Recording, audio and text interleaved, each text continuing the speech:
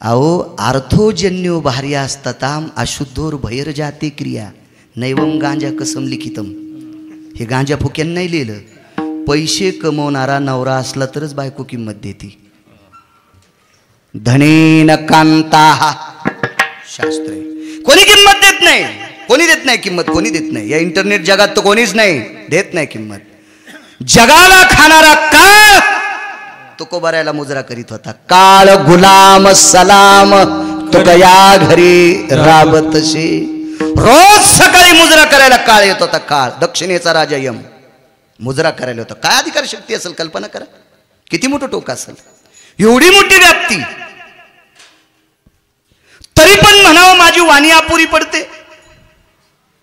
निश्चित एवढी अधिकार शक्ती तुकोबारायाकडे असताना सुद्धा संतांचं वर्णन करत असताना वाणी अपुरी पडते असं तुकोबाराय म्हणतात. त्या अर्थी निश्चितच संतांचा अधिकार मोठा आहे.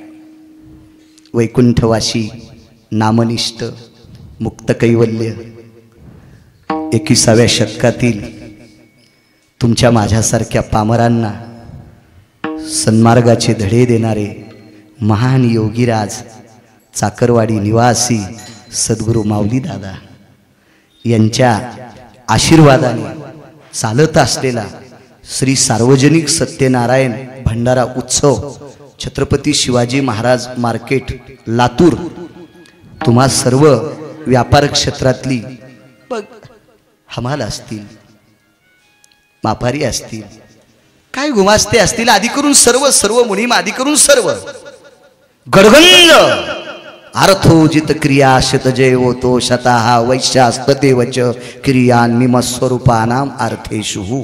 सगळं आलंय त्याच्यात. आता या सगळ्या वैभवानं परिपूर्ण असणारी तुम्ही या मार्केट मधील सर्व सदस्य, भला एखादा बिचारा हमाल सुद्धा असेल, ही सर्वजण तुम्ही सर्वजण या सर्वजणांच्या वतीनं चालत असलेला अन्नदान उत्सव, अन्नपूर्णेचं अधिष्ठान, आणि त्या अधिष्ठानाला ज्या अधिष्ठानावर खरोखरच अन्नपूर्णेची कृपा आहे असं या महाराष्ट्राच्या मातीमध्ये बरंच अन्नदान होतंय.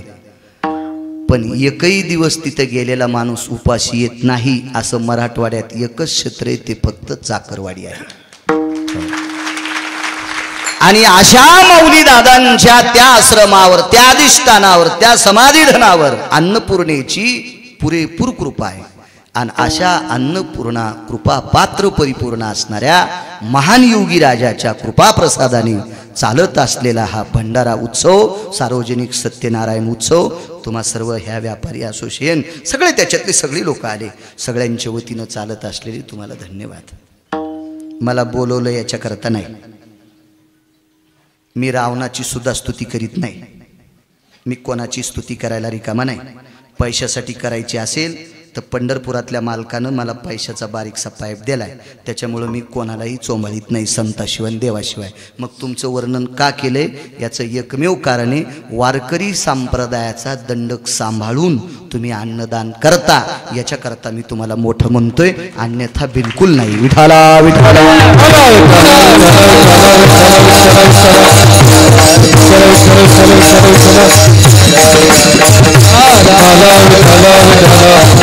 संप्रदायाचे नेम तुम्ही एवढे मोठे या धकाधकीच्या जीवनात इंटरनेट युगामध्ये माणूस रिकामा नाही, एवढ्या टोकाला जाऊन सर्व अर्थव्यवस्था सांभाळीत असताना तुमच्या अंतकरणात एक भावाला, मगाशी मी त्या शेठजींकडे बसलो होतो आपण आबा, त्यांनी काय नाव त्यांचं, बाळूशेठ बिदावा, बाळूशेठ बिदावार, त्यांच्याकडे बसलो. त्यांनी सांगितलं काय नाही, आमची फक्त इच्छा भगवंतानी गोड असा पाऊस पाडावा आणि शेतकरी राजा सुखी व्हावा, त्या उद्देशानं आम्ही अन्नदान करतो, एवढाच उद्देश. वा, मला आनंद त्याच्याकरता वाटला. माझ्या 4 क्रमांकाच्या देवाला तुम्ही मानता, मी 4च देवाला मानतोय. माझा एक देव आहे पंढरपुरातला मालक आणि काशीतले शिवजी, एक देव. यांच्या दोघांचं भजन करणारे 18 संत 2 नंबरचे देव, ज्यांच्यामुळं आपण आनंदानं रात्री झोप घेतो, भारताच्या सीमेवरचे फौजी 3 नंबरचे देव, आणि ज्याच्या रक्ताचा घाम करून मातीत टाकतो आणि आपल्याला मोती खाण्यासाठी देतो, तो शेतकरी राजा माझा 4था देव आहे. पठ्ठ्या पुढं रावण्या जरी आला तरी नाही गिरगावकर वाकणार. विठाला विठाला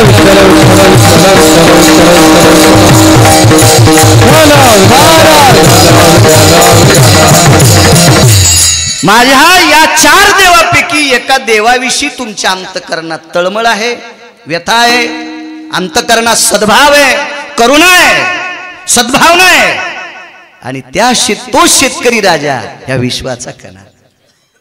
बऱ्याच हलकटांना शेतकऱ्याविषयी आवड नाही. अरे सुंबळ्या, 1000 क्विंटल सोनं आणि 5000 क्विंटल जरी चांदी असेल तर चांदीच्या भाकरीन सोन्याचं पिठलं खाता येत नसतं. नालाय का? त्या शेतकऱ्यानं पिकवलेली शेतातले मोती हेच खाता येते, हेच खाता येते, हेच खाता येते. हो, म्हणून त्या शेतकरी राजाविषयी तुमच्या या छत्रपती शिवाजी महाराज मार्केटमध्ये लातूरमध्ये इतकी तळमळ आणि अंतकरणात, त्याच्यामुळं एवढा उत्सव भंडारा करता. 15 ते 20 हजार लोकांना अन्नदान आणि इतकं मोठं तळमळ आहे. याच्याकरता तुमच्या या कार्याला गिरगावकराचा नाक घासून प्रणाम. तुमच्या या कार्याला वा. उपस्थित सर्वांच्या चरणी साष्टांग प्रणिपात करतो. मृदंगाचार्यांना प्रणाम करतो. माझ्या ज्ञानोबाराय तुकोबारायच्या नामाचा जयघोष करणारी ही वारकरी मंडळी, धर्माची पताका घेणारी, त्याकडेपासून तर याकडेपर्यंत सर्व वारकऱ्यांना मी वारकरी या नात्यानं ज्ञानोबारायच्या उकोक्तीनुसार तुमच्या चरणी साष्टांग प्रणिपात करतो. जमलेल्या सर्व श्रोते सज्जनांच्या चरणी सुद्धा साष्टांग प्रणिपात करतो आणि माझ्या अभंगावर येतो. विठाला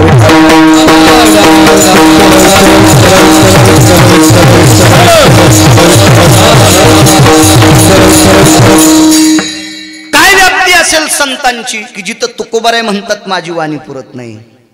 तुकोबारायचा अधिकार तर फार मोठा आहे. या झाडाचं पान ज्याच्या सत्तेशिवाय हालत नाही त्याला जगाचा बाप म्हणतात किंवा जगाचा मालक म्हणतात. वृक्षाचे पान हाले ज्याची सत्ता, राहिली अहंता मग कोठे. झाडाचं पान ज्याच्या सत्तेशिवाय हालत नाही त्याला जगाचा मालक म्हणतात. आणि तो विश्वाचा मालक श्रीमंत श्री जगद्गुरु तुकोबारायच्या पत्नीचा पाय धरून हातानं किंवा धातूच्या शस्त्रानं काटा न काढता स्वतःच्या जिभेनं जिजाबाईंचा पाय साफ करायचा आणि दातानं काटा काढायचा. ज्याच्या पितांबरामध्ये कोटी सूर्याचं तेज आहे. भास्कर भयत ती तेज कांती भय व्याप्तो भय दिवाकरा भय दिनंपती आम निशापती भय जायन्ते. दिनपति भयपति निशपति जायो, दिनपति भयपति निशपति जायो. अंबर भयतति भयोजना, अंबर भयजति भयोजना, अंबर भयजति भयोजना.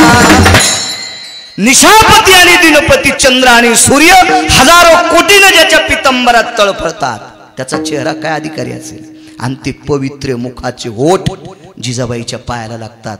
आणि ती जिजाबाई तुकोबारायांची धर्मपत्नी. अधिकार किती मोठा असेल, किती मोठा.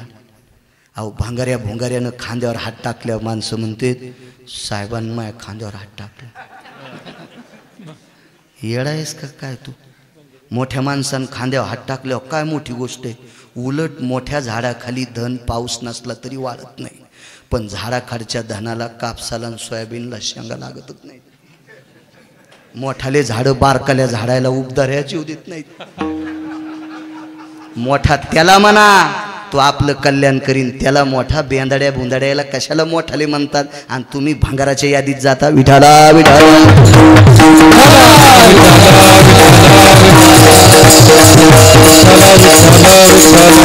विश्वाचा मालक ज्या घरी. याबांकडे आल्या आल्या थांबलो. आमचे माऊली महाराज बरेच फोन करत होते. येनुताई गर्ल हॉस्टेलला थांबलो होतो मी.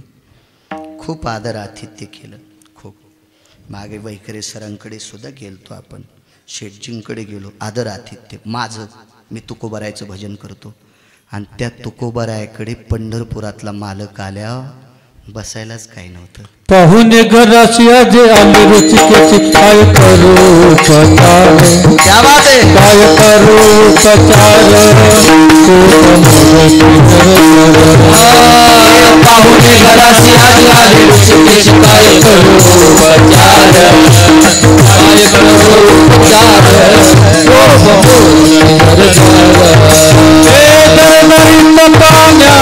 माझी रांगेल्या कन्या.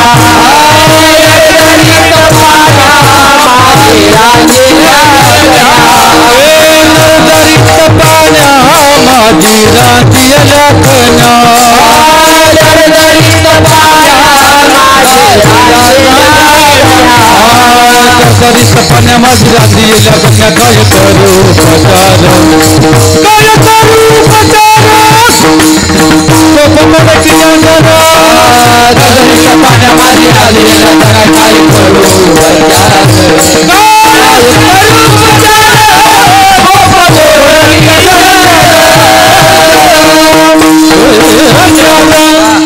गोड पुरावा पाहुणे घराशी आजी आले ऋषिकेशी काय करू उपचार कोप मोडकी जर्जर घर फाटक तुटक होत शेवटच्या टप्प्यात मोडक्याची बाजा वरी वाकळाच्या शेजा गिरगावच्या बाळूला पाय खराब झाल्यावर बसायला सोपा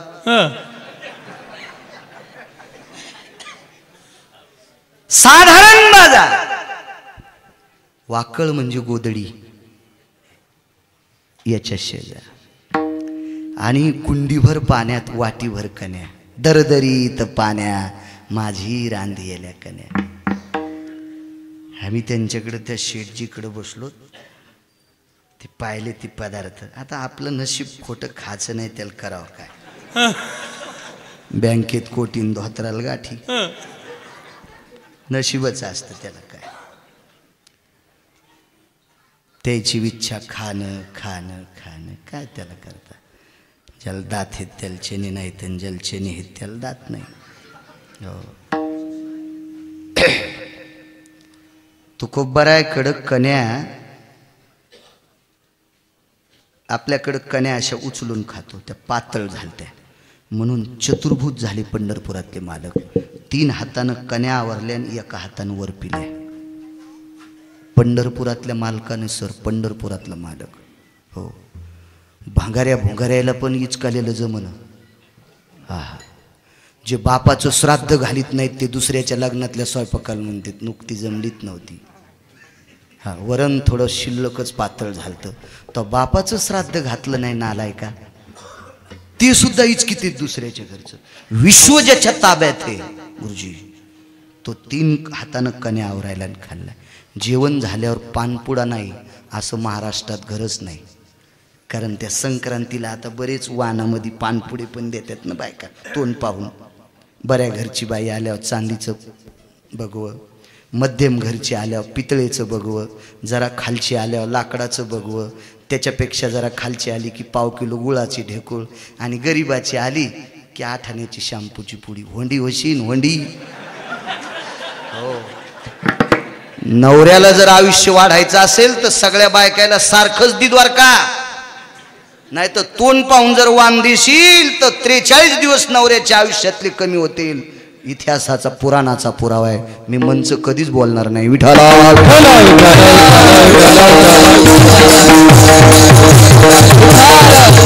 एकही घर नाही सुपारी नाही इलायची नाही काय नाही असं घर नाही काय तुकोबरायची व्याप्ती हो मुख शुद्धी तुळशी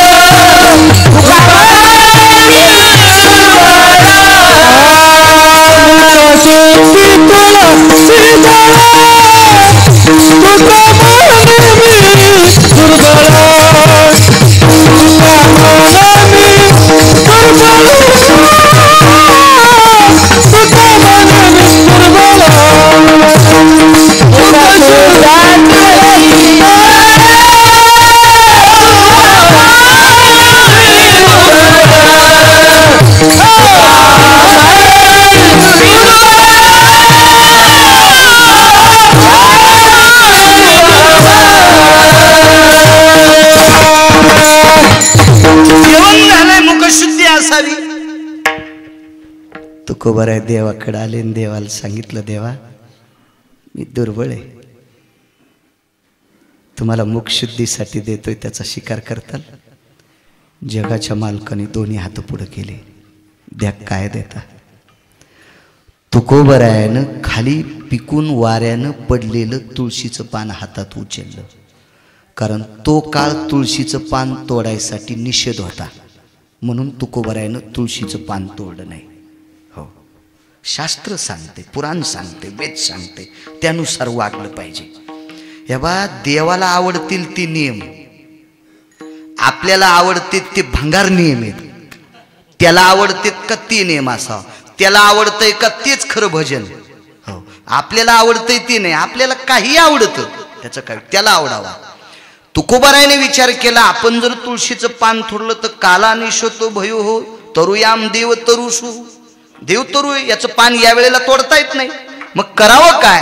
पण योग तुकोबारायची किती गोड, मंजुळ सवारं आलं आणि पिकलेलं पान खाली पडलं. तुकोबारायने ते पान हातात घेतलं. तुक म्हणे देवा माने आईसी करू सेवा, माने आईसी करू सेवा, माने आईसी करू सेवा, माने देवा माने आईसी करू सेवा, माने आईसी करू सेवा, माने आईसी करू सेवा. हातात तुळशीचं पान घेतलं. जगाच्या मालकानं वंजळ केली. लावणी अंजुळ धरे तसे सवे, दोन्ही वंजळी केल्या. तुकोबारायाने हात हृदयाला लावला आणि देवाच्या वंजळीपाशी हात नेला आणि हात वापस घेतला. आईसाहेबाकडे पाहिलं, जिजाबाईकडे, टाका ना. हवले, तुळशीचं पिकलेलं पाणी कसं टाकू, कसं टाकू. पुन्हा एकदा हात पुढे केला, पुन्हा वापस घेतला. जिजाबाईनं सांगितलं, मालक, तुळस त्या मालकाला प्रिय आहे. आणि मग वंजळ देवाच्या दोन्ही वंजळीत अशी सोयशी केली आणि तोंडातून वाक्य पडलं, देवा मी दुर्बळ आहे, दुर्बळ आहे. मुखशुद्धी तुळशीदळ, देवा मी दुर्बळ आहे, गरीब आहे, माझी सेवा मानून घ्या. विटेवरच्या मालकानं तुकोबारायाचा हात निघतो न निघतो तो वंजळी अशा मिटवल्या आणि पटकन तोंडात तुळशीचं पान टाकलं. आहे का स्वप्नात तरी जगाचा मालक आपल्या? ही व्याप्ती तुकोबारायांची, हा अधिकार तुकोबारायाचा. तरी त्यांनी म्हणावं, माझी या संतांचं वर्णन करत असताना वाणी पुरत नाही की संतांचा अधिकार किती मोठा. का म्हणतात तुकोबाराय वाणी पुरत नाही? मी जेवढे 2-3 संत सांगता येतील तुमच्या पुढे मांडण्याचा प्रयत्न करतो. माऊली दादांपासून सुरुवात करतो. वैकुंठवासी नामनिष्ठ मुक्त कैवल्य, चाकरवाडी निवासी समाधीधन अधिष्ठान माऊली दादा यांच्याकडे एक आयशर नावाचं वाहन साखरेच्या पोत्यानं भरून आलं. आताची आहेत माऊली दादा, बऱ्याच लोकांनी पाहिलेली येतो. हो, आयशर तर आता तुम्हाला इथल्या लोकांना सांगायचंच काम नाही. ते आयशर टेम्पो मोठा असं ते वाहन, ते साखरेच्या पोत्यानं एका भक्तानं भरून पाठवलं. ड्रायव्हरनं त्याला विचारलं, आपलं नाव काय? म्हणलं, मी नाव सांगत नाही, नी नावे हे गुप्तदान देऊन टाक, हे चाकरवाडीला जाईन, साखरेचे पोते तिथं उतरून टाक. पण ड्रायव्हरच्या पोटात थोडंसं पाप आलं, येऊ नये पण आलं. बिचाऱ्याच्या परिस्थिती नाजूक असेल. आता ड्रायव्हरच होता तो, म्हणून परिस्थिती नाजूक. ते कलेक्टर थोडाच होता, ते खोट्या साया करून टेबला खालून सुटकेशी घ्यायला. ते कलेक्टर थोडाच, ते ड्रायव्हर आहे शेवटी. पण त्यानं तिथं करायला नव्हतं पाहिजे, पण केलं त्यानं. त्यानं एका ठिकाणी त्याच्या मित्राच्या घरी त्याच्यातली 4 क्विंटल साखर उतरून घेतली. गेला तो, दादांचं दर्शन घेतलं. दादा, हे साखरेचा ट्रक आला, हे आयशरे, हे कुठं उतरू? तर माऊली दादांच्या तोंडातून वाक्य पडलं आणि त्याच्या पाठीवर थाप टाकली, बाळा, पहिले 4 पोते जिथं उतरले का तिथंच उतरव. दर्शायाम त्रिकालेषु मनोया गता भयव्याप्ती हो, जीवा मनोगतेशी सर्वशुद्ध्याम वैष्णव जनम यज्जायते. सगळ्यांच्या मनातलं दिसतंय त्रिकाल ज्ञानी. कितीही संत येत एवढी व्याप्ती काय वानू आता न पुरे ही वाणी. या संतांचं वर्णन करत असताना काय वर्णन करतो कोपऱ्या म्हणतात. संताजी महाराज जगणारे नावाचे एक संत झाले. सांगतो पुढे, त्याच्या अगोदर एक सांगतो. 1949 ते 51 सालची गोष्ट आहे. 1949 ते 51 साली स्वामी राम नावाची एक व्यक्ती करवीर पीठाचे शंकराचार्य झाले. शंकराचार्य झाले, त्यांचं नाव होतं स्वामी राम. 1949 ते 51, फार काय जुना काळ नाही, आत्ताचा काळ आहे. ते शंकराचार्य झाले आणि 51च्या नंतर दुसरं वर्ष संपलं की तिसऱ्या दिवशी शंकराचार्य पदाचा राजीनामा द्याला. सामान्य पद आहे.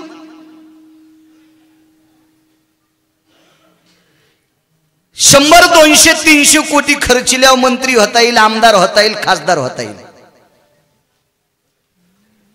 1000 कोटी जरी खर्चिले तरी शंकराचार्य होता येत नाही. त्याच्यासाठी लायकी लागती, त्याच्यासाठी अधिकार लागतो, त्याच्यासाठी ते तत्व लागतात. कुणी उठून मला शंकराचार्य व्हायचं नसतं, होता येत, अद्याप नाही, होता येत नाही. त्या पदाचा 2 वर्ष 3 दिवसाच्या नंतर राजीनामा दिला आणि हिमालयाला साधना केली. काय वानू आता न पुरे वाणी. किती अधिकारी लोक असतात बघाय. हिमालयाच्या पायथ्याला सुंदरसं एक शहर आहे. त्या शहरामध्ये त्यांचं पदार्पण झालं आणि तिथं पोचल्याच्या नंतर त्या शहरामध्ये विद्वानांची संख्या भरपूर होती. पंडित होते, आचार्य होते, शास्त्री होते, खूप लोक होते. तिकडे महाराष्ट्रात पहिले शास्त्री 3च आले. जगन्नाथ अण्णा पवार, तुकाराम महाराज महामुनी आणि दैठणकर शास्त्री. महाराष्ट्रात पहिले 3 शास्त्री, महाराष्ट्रातले पहिले विद्वान आणि काशी विद्यापीठाचे पहिले विद्वान. आता शास्त्री लोकांची संख्या भरपूर आहे, पण पहिले महाराष्ट्रात 3च शास्त्री. हो, त्याच्यामध्ये एक आहेत, आता 2 जात राहिले. प्रल्हाद शास्त्री, दैठणकर आहेत. हे काशी विद्यापीठातले पहिले शास्त्री, पहिले पत्रिकावरले नाही बरं. हो, मला एक जणानं शास्त्रीपदी टाकली पत्रिकावर, नेमकी पत्रिका खाली पडली. आमच्या आखाड्यावर चंपी नावाची कुत्री आहे. मला शेतीची आवड आहे, जास्त करतो मी शेती, चांगली करतो, चांगल्या पद्धतीची शेती आहे माझ्याकडे. तर ती आखाड्यावर पत्रिका पडली, कुत्रीनं पाहिली, तिनं शेपूट हालीनच बंद केलं. तर मी म्हणलं, चंपे तू शेपूट काऊन हलवली? म्हणली, तुम्ही शास्त्री नाहीत तरी तुमचं नाव टाकलं म्हणून मला मळमळ व्हालंय. आमची कुत्री मला म्हणली, कुत्री, महाराज इथून पुढे तुमचं पत्रिकावर शास्त्री नाव टाकू देत जाऊ नका. मला उलट्या होत्या. कुत्री म्हणली आमची कुत्री. मग ज्याला टाकली त्याला मळमळ झालं पाहिजे, आपली लायकी नसताना. विठाला विठाला.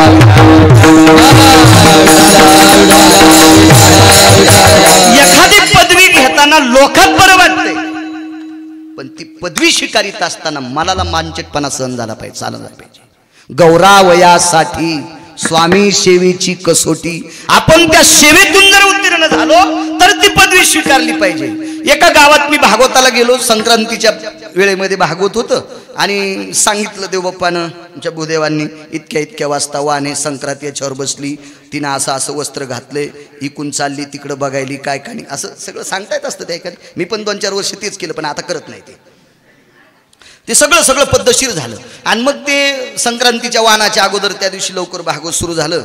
एरवी बायका आपोआपल्या घरी जायच्या होत्या, पण त्या दिवशी बायका सगळ्या एकाच दिशेला गेल्या. ते एका बाईला विचारलं, काकू हा सगळ्या इकडंच कशा चालल्यात? दरवर्षीच्या संक्रांतीला गावाच्या पूर्वेकडे एक घर आहे, त्या घरी एक म्हातारी बाई आहे आणि सगळ्या सौभाग्यवती स्त्रिया तिच्या पाया पडतात. म्हणलं, का? तिच्या पाया पडलं की मालकाला आयुष्य वाढते. म्हणलं, आपण पाया पडा बायकोसाठी, आपल्या बायकोला आयुष्य वाढन. ती आपली धोत्र चांगले धुती, 75% बाहेर जेवतो, 25% घरी जेवतो, पण वेळेला जेव घालती गरम पाण्यानं आंघोळीला. ती काय नदीला पाठीत नाही, काय नाही. त्याच्यामुळे आपण या म्हातारीच्या पाया पड्यावर तिला आयुष्य वाढन. बायकोला का नाही आयुष्य वाढावं? कारण ती अर्धांगिनी आहे ना. संसारूपी रथाचे 2 चाक आहेत, स्त्री आणि पती आणि पत्नी हे संसारूपी रथाचे चाक आहेत. याच्यात विशुद्धपणा नसला पाहिजे. मी सुद्धा गेलो. मी गेल्याच्या नंतर सगळ्या बायका म्हणल्या, भागवतकर आलेत. ते बाळू आला काय? अशी ती बाई म्हणली. मी म्हणलं, हो. बाळू तूच आहेस का? मी म्हणलं, हो काकू. बरं. सगळ्या बायका तुमचं दर्शन? अरे 40 वर्षापासून घेतात. मी म्हणलं, बरं. का बरं आजी? माझं दर्शन घेतल्या मालकाला आयुष्य वाढते. बाई तुमचं लग्न झालं का? हो. तुमचे मालक 35 वर्ष झालं मी त्या मेल्याला बोलत नाही. मी सगळ्या बायकाला सांगितलं हिला पैठणच्या तळ्यात टाका, हिला खाल्ल्या मासे तरी सुधरतील. लग्न करून जर 35 वर्ष झालं नवऱ्याला बोलत नाही तर अशा नालायक बाईच्या पाया पडल्यावर आपल्याला आयुष्य वाढत असते का? पांचट पदवी असते त्या. विठाला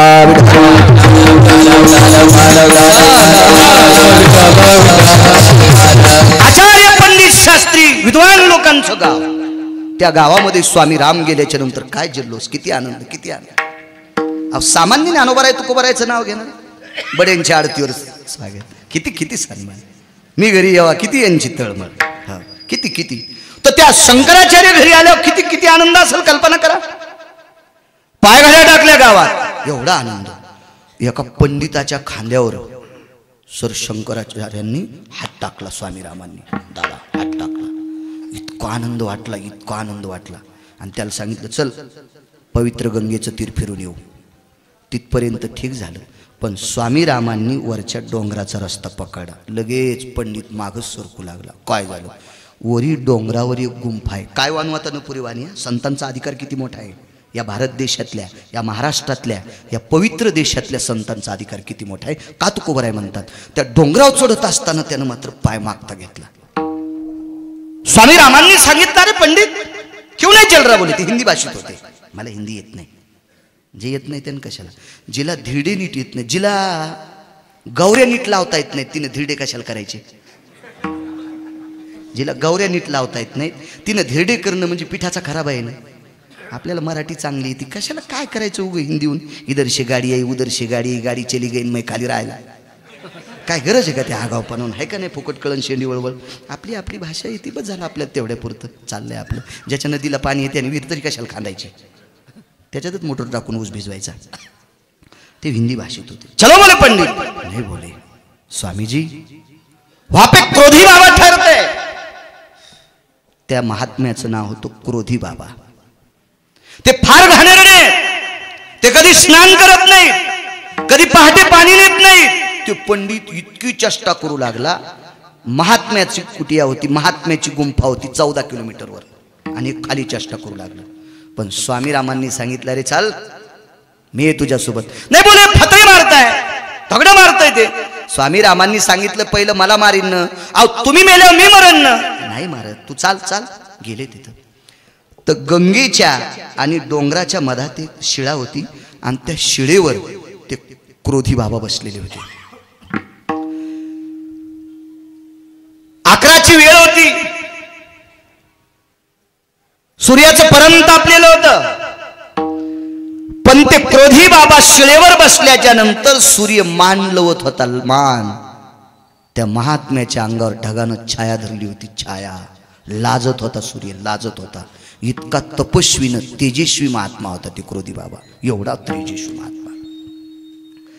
स्वामी रामांना बघितल्याबरोबर त्या क्रोधी बाबांना अशी मान वाकली.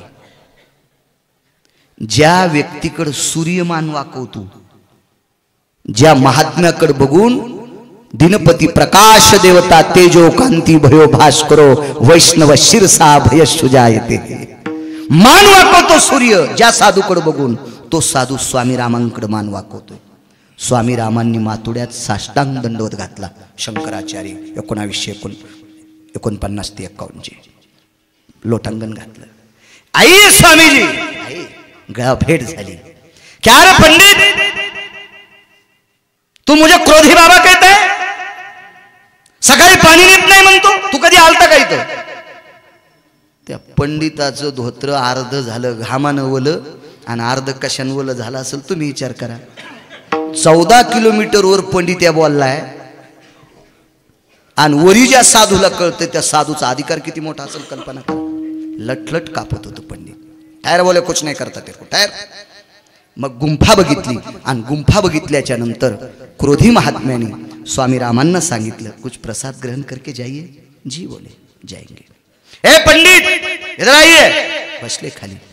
खाली बसल्याच्या नंतर हे आइए पंडित बोले. पहिले जलला खालच्या गंगेतून एक मडकं भरून पाणी आणलं. आइए पंडित. मांडी खालून सुरा काढला जो कसायाकडे असतो तो. बसताना काहीच नव्हतं आणि मांडीखाली हात घातला की सुरा. हे पंडित हे लेखे ज्या बोली, आत्ताची आत्ता ज्या ठिकाणाहून तू पाणी आणलंस त्याच ठिकाणी एक प्रेत वाहत आलेला आहे. प्रेत कळतं ना, इंग्रजी भाषेचा जास्त आपल्याकडे पगडा आहे त्याच्यामुळे प्रेत, मड, डेड बॉडी. अंत्यविधी आपल्याकडे 3 पद्धतीचे असतात. दहनविधी आहे, दफनविधी आहे, हा महाराष्ट्रात प्रचलित. पण वेदा शास्त्रो पुराणाश मतानुवादा हा अशी 3 अंत्यविधी आहेत. काही राज्यात भरगच्च भरलेल्या गंगेमध्ये प्रेताला सोडून देतात. ते प्रेत वाहत आले आणि त्या प्रेताच्या उजव्या मांडीचं मांस कापून आण.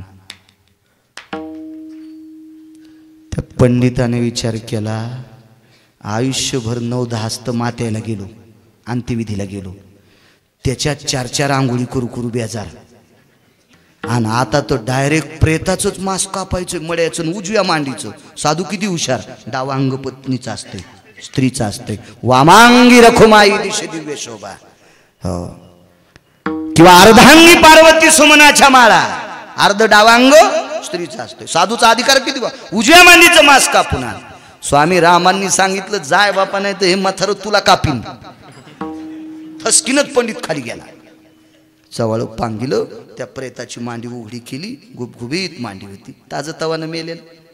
खटा खटा खटा मांसाचे तुकडे काप, धोलो बोले, पकालो बोले, हेच तू. 3 दगडाची चूल मांडली, गाडगं वरी टेकलं, पाण्यानं अर्ध भरलं, गारगुंडीवर गारगुंड हल्ली, लगेच चूल पेटली. वैशान्नरो प्रज्वलितो भया वाणीर प्रगल्भोस्तदेवचः यत्पाशानोस्थित घर्षणा मरदो यतींजायते. वैशान्नर नावाचा अग्नी प्रगट झाला. काय ताकद, शिजलं ते मांस. सगळ्याला कळालं. पंडिताला माहिती, स्वामी रामांना माहिती, क्रोधी बाबांना माहिती, माणसाचं मांस शिजायले. हे पंडित, हे तरुके 21 पत्र ला बोले, 7-7 पानाची 1-1 पंत्रा 3 लावले, आपको होना प्रसाद. स्वामी त्याने विचार केला, शंकराचार्य खाले तर आपली काय कथा, आपली काय कथा. लग्नाला एक बाई आली, ती म्हणली, माय वरण नाही ग जमलं. नवरदेवाची माय खालीन, तू काऊन खाई ना मंजुळा. नवरदेवाची माय खालीन, तुला खावाच लागन, तू कशाला येडेवणी करायला लागली. हो, मांडले 3 पात्र. तापलेलं गाडगं उचललं आणि क्रोधी बाबानं पहिलं स्वामी रामांच्या पात्रावर इचिलं. पात्रावर इचित असताना पंडित म्हणला, बापरे, मांस तर मी कापलं, शिजल्यावर कसं दिसत असन रे. आणि माणसाचं मांस आहे, पुन्हा मेलेल्या माणसाचं, मड्याचं मांस. पण पात्रावर इचिले गुरुजी, बरोबर गावरान तुपातल्या शुद्ध गावरान गाईच्या दुधातली खीर खाली पडत होती. पात्रावर, स्वामी रामांच्या पात्रावर खीर, पंडिताच्या पात्रावर खीर आणि क्रोधी बाबाच्या पात्रावर खीर. यथेच्छ जेवण झालं, मुखशुद्धी झाली. आणि मग स्वामी रामांनी पंडिताला सांगितलं, पंडित, पात्र में देखो बोला, क्या है तो. त्या पंडितानं त्या पात्रात डोकावून पाहिलं तर मांसाचे तुकडे होते. आणि क्रोधी बाबानं पात्रावर इचिलं तर गावरान तुपातल्या गाईच्या दुधाची खीर पडती. ह्या महाराष्ट्राच्या मातीत, या पवित्र भारत देशातल्या संतांची ही व्याप्ती आहे. म्हणून तुकोबाराय म्हणतो,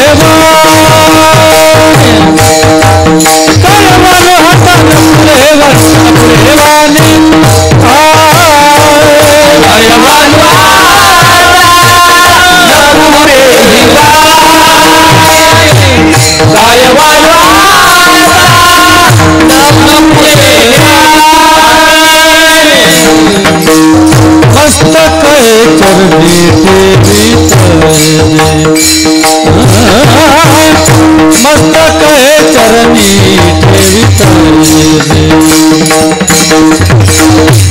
सतही चरणी ठेविता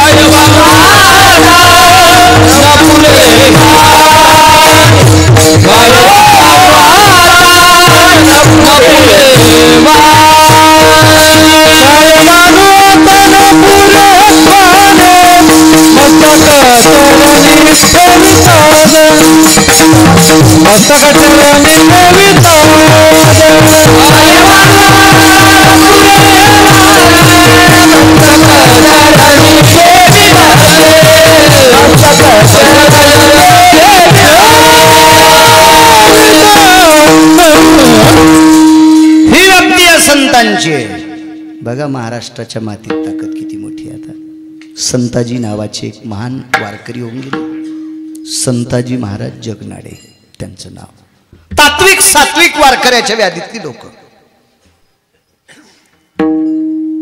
आजही निष्ठावंत वारकऱ्यावर विश्व चालत आहे, निष्ठानिष्ठी करणाऱ्यावर नाही.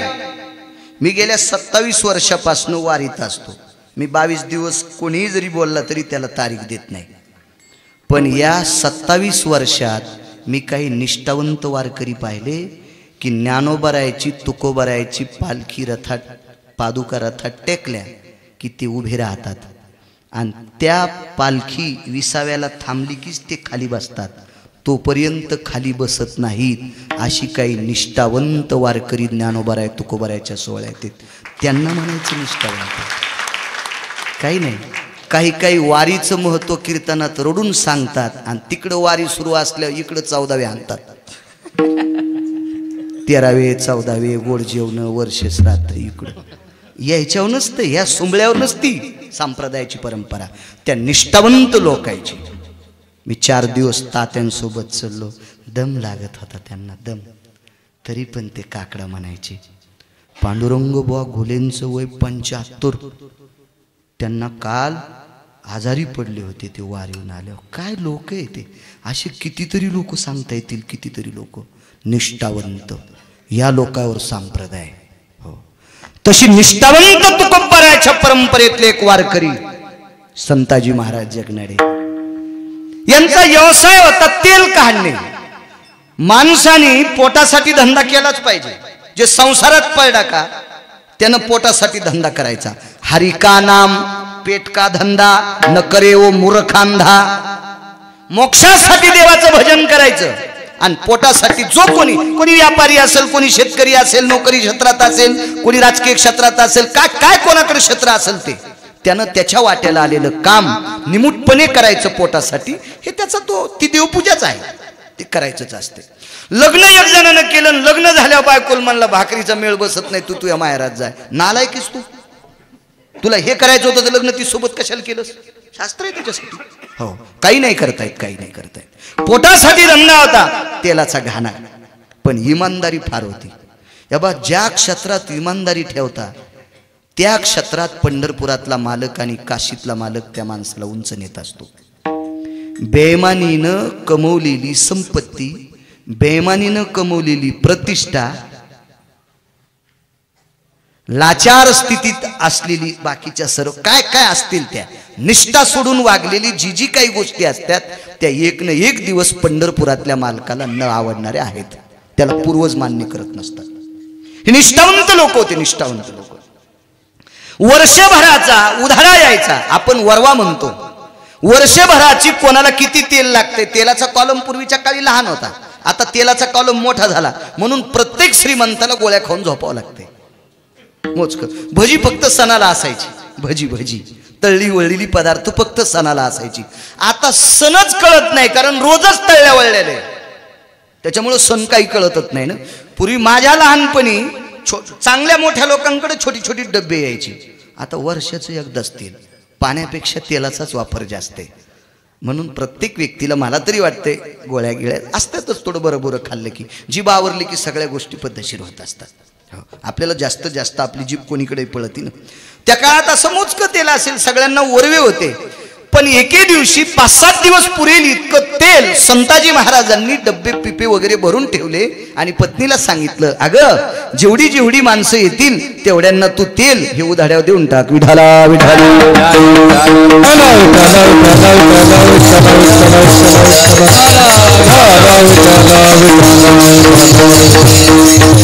पण कर्मनो गहनोगती 16 दिवस संताजी महाराज बाहेर राहिले. राहिलेल्या दिवसाची तेलाची पंचायत. काय वानवाता न पुरेवानी. गावातल्या काही महिला आल्या, बाई आमचं तेल संपलंय, महाराज येतील, आज येतील, उद्या येतील, फोनची व्यवस्था नाही, सांगून जात नव्हते. पूर्वीच्या बायका शक्यतो मालकाला असा वजन देऊन विचारित नव्हत्यात, कुठं चाललात, केव्हा येणार आहेत, कोणदिशी येतात, किती वाजता येतात, असं नव्हतं. हा ते वजनदार होतं, कारभार वजनदार होता ना त्या काळात. माणसंही वजनात वागत होते ना, ते पण बुट हरपून येत नव्हते ना, त्याच्यामुळं त्या काही विचारित नव्हत्या. आता भरोसाच नाही यांचा, हे कधी कधी बुट हरपून येतील का, पिशवी चिरून येतील का, काय येतील, त्याच्यामुळं ते काही लक्षातच येत नाही. विचित्रपणा आहे ना सध्या. त्या काळात सगळीच माणसं वजनात वागत होती, आचारसंहिता मोडतच नव्हती. माझा जो वैकुंठवासी रंगनाथ गुरुजी परभणीकर म्हणायचे, सुनेनं सासऱ्याच्या पुढून जाताना पदर पडू द्यायचा नाही, सुनेनं सासऱ्याच्या पुढून जाताना पदर पडू द्यायचा नाही, आणि सून स्वयंपाक करीत असताना सासऱ्यानं चुलीला पाय लावून शेकायचं नाही. सुंदर स्वयंपाक करत असताना सासरा चुलीला पाय लावून जर शेकत असेल तर जळत्या धिलपीनं सासरा हाणला तरी सुनाला पाप लागत नाही. ना आलाय का, तुला बैठकीत जर सगळं भेटत असेल तर कशाला बॉम्बला इकडे आलास तू. आचारसंहिता नियम आहे, प्रत्येक क्षेत्रातले नियम असतात, नियम मोडायचे नाही. हे बा एकदा हिंगोलीला कीर्तन होतं, एसटी महामंडळात कीर्तन ठेवलं माझं. मी लई गाव पाहिले, 3694 गाव झाले माझे महाराष्ट्रातले एकदा गेलेलं, आणि 227 आंध्र कर्नाटक. गोव्याला पण गेलतो एकदा कीर्तनाला, तिथून आल्या होतं गाडी उलथलती. हो मी काही जास्त पाहिलं नाही, पण ते लोकमान्य मल्टीपर्पज सोसायटीचे अध्यक्ष होते, ते मला इकडे पैशावाल्याचे लई लेकरं दिसले, इथे चड्या घातलेले. अरे म्हणले हे काऊन भिकाऱ्यावानी राहिले, इतकल्याच चड्या त्याला. त्या गोव्यातल्या बायाला बी इतकल्याच चड्या, त्या तिथल्या नाहीत, त्या दुसऱ्याकडच्या काऊन घालीत असतील काय माहीत. मी 5 कीर्तनं आझाद मैदानला होती माझी, 5 कीर्तनं मी 12 भजने नेले, विमानानं नेले, विमानानं आलो, त्याला नेलं बिचाऱ्याला. खूप रुपये दिले ते मला, वाहन सर्व्हिस म्हणून 1 लाख दिले ते. मी म्हणलं ज्याच्यासाठी दिले त्याला खर्च आपल्याला थोडेच इतके लागतील. मी 12 भजने विमानानं नेले. आम्हाला विमानतळावर पकवात तपासू लागले. अरे मी म्हणलं काय याच्यात ग, थोडं घाल, कोण्या मिशनीत घालायचं तर घाल, काय करायचं, विना तपासायला तर आम्ही कशाला यावं म्हणलं बॉम्ब घेऊन. हो आम्ही ज्याच्या संग लग्न केलं त्या बायकाच आमच्या बॉम्ब आहेत, कुठं तुम्हाला फोकायला घाल म्हणलं, कशात घालायचं. मग कष्ट्याला मशीन लाव, धोतरावाला मी एकटाच तिथं. हो कष्ट्यात मशीन घातली त्यानं, काय काम झालं म्हणलं याचं. जाय ते कीर्तन झाले. मग तिथं एक प्रेत आहे, ते प्रेत दरवर्षाला नख वाढतात म्हणून त्या प्रेताचे, ते पाहिलं. मंगेशाचं मंदिर पाहिलं. पण ते 2 पत्रकार म्हणले एखादं बीच पहा, बीचच म्हणतात ना त्याला.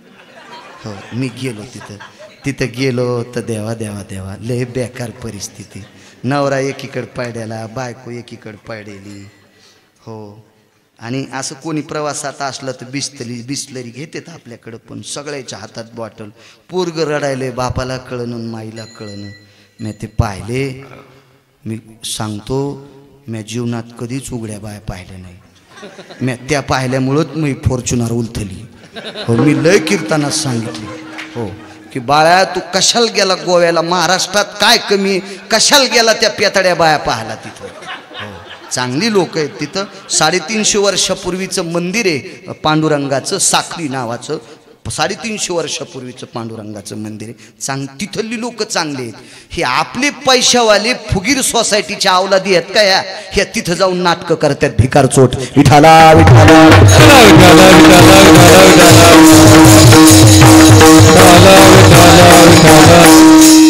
इकडं पण गेलो मी तर ते हिंगोलीला गेलो तर नियम सांगू लागलो. एक SP होते, ते 7-8 मिनिटं बोलले. ते म्हणले नियम आणि यम हातात हात धरून चाललेत. नियम आणि यम वाहनावाल्याला उपदेश केला. नियम आणि यम हातात हात धरून चाललेत. नियम तुटला की यम घेऊन जातो. नियम तुटला की यम घेऊन जातो. हे वाहनाच्या बाबतीत जसं आहे तसंच आपल्या बाबतीत पण आहे. आपण सुद्धा आचरणाची नियम तुटला की पंढरपुरातला मालक बोकांडीवर दगड टाकतोच. हो, आचरण सांभाळायलाच पाहिजे. हो, नियम सांभाळणारी माणसं फार काटेकोर. सगळ्यांना सांगितलं बाई माफ करा, आज येतील उद्या येतील, आज येतील उद्या येतील, असं सगळं सांगितलं. बघता बघता 15 दिवस गेली. 15व्या दिवशी गावातली थोडी उच कानाची 2-3 माणसं होती.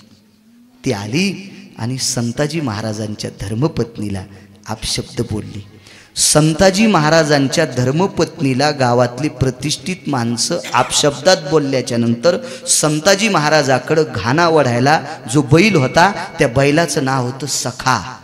हा सखा नावाचा बैल महाराजाच्या पत्नीला वाईट बोलल्यावर रडत होता. कल्पना करा त्या पशुला काय काय काय काय नीती काय नेता असेल, काय काय शिकवून दिली असेल त्या वारकऱ्यानं त्या पशुला. नियमात वागणारी लोक. आणि 15व्या दिवशी संध्याकाळी संताजी महाराज घरी आले. मालकाच्या पायातल्या बुटाचा आवाज आल्याबरोबर बाई उठल्या. हो, बायको कोणाला म्हणायचं माहितीये का? मी दुपारी श्राद्धाचं कीर्तन होतं मला. मी रावणाच्या पत्नीचे 14 गुण आहेत, त्याच्यातले 4 सांगितले. 4 गुण सांगितले. रावणाची पत्नी ही इतकी अधिकारी होती. रावणाच्या पत्नीनं नवऱ्यासोबत जो व्यवहार केला तो व्यवहार भारतातल्या कोण्याच बाईने केला नाही. लक्ष्मीनं सुद्धा केला नाही. पंढरपुरातल्या मालकिनीनं एकदा रुसून वैकुंठ सोडून दिंडीरवनात आल्या, राधेला मांडीवर काऊन घेतलं म्हणून. हो, 6.25 महिने एकटंच भाकरी खात होतो. मग राधेनं सांगितलं, गरीबाचा संसार इचकू द्या, काय होत नसतंय. मोठ्याचा इचकल्यावर लोक नाही नाव ठेवतात तिथं. तुम्ही लहान होऊन खाली जा. मोठ्या माणसानं 2 पावलं वापस आलं पाहिजे. मग जगाच्या मालकानं लहानपणा घेतला आणि आईसाहेबाकडे आले. म्हणजे आईसाहेब सुद्धा चुकीचं वागल्या. 7व्या अवतारात सीता आईसाहेब 3दा चुकीचं वागल्या. तर या सीतेला घेऊन जात असताना 14 विमानापैकी कामग नावाचं विमान होतं. रावणाकडे 14 विमान होते. हो, ते कुंभ नावाचा व्यक्ती होता त्यांच्याकडे. हो, तत्वकुंभ नावाचा व्यक्ती. त्याच्यासारखे विमान कोणाला तयार करता आले नाही. त्या 14 विमानापैकी एका विमानात प्रभू बसले. विमानातून खाली उतरले. मगाशी सांगितलं मी तुम्हाला. खाली उतरले, अशोक वाटिकेतली माती कपाळाला लावली आणि विमानातून लंकेकडे बघून 3दा प्रणाम केला. तर बिभीषणानं 16 ओयाचं आणि 3 श्लोकाचं एक पत्र पाठवलं. भगवान, तुम्ही अशोक वाटिकेतल्या मातीला प्रणाम केला आणि लंकेकडे 3दा प्रणाम केला. कोणाला केला? म्हणले, नवऱ्यासाठी जीव वाळून टाकणारी बाई या लंकेत होती, मी तिला प्रणाम केलाय.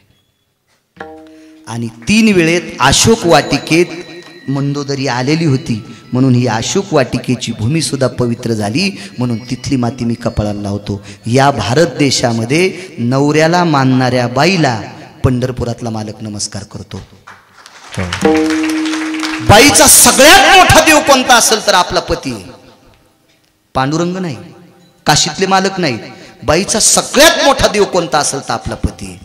सगळे हरिपाठ पाठ असतील, नवऱ्याला जर नीट बोलत नसल तर जी ज्या भागात बाई आहे का त्या भागात पाऊस कमी पडतो. गळ्यात शपथ, पाऊस ज्या भागात कमी पडतोय निश्चित समजायचं नवऱ्यापेक्षा उचकाण्या बायका या भागात जास्त आहेत. नवऱ्याची किंमत न करणारी बाई ज्या भागात आहे, प्रजन्यो खंडवृष्टी भ्रतारेव च रुष्टा भार्यास्ततेव च जायम प्रजन्ये यत्कामिनी. हे का नालायकाचं वाक्य आहे का? लोमशांचं वाक्य. कल्पना करा. विढला मालकाचा बुट वाजल्याबरोबर लक्षात आलं आपले मालक आले. हो, कळावं बाईला. तुमच्याकडे किती बी महागाईची गाडी असू द्या पण प्रत्येकाच्या गाडीच्या फायरिंग वेगळ्या असतात. मालकाची गाडी वाजली की पप्याच्या माईला 2 वाजता पण उठाव, बाई मालकाची गाडी आली. हो, काही पप्याच्या माईले हुशार.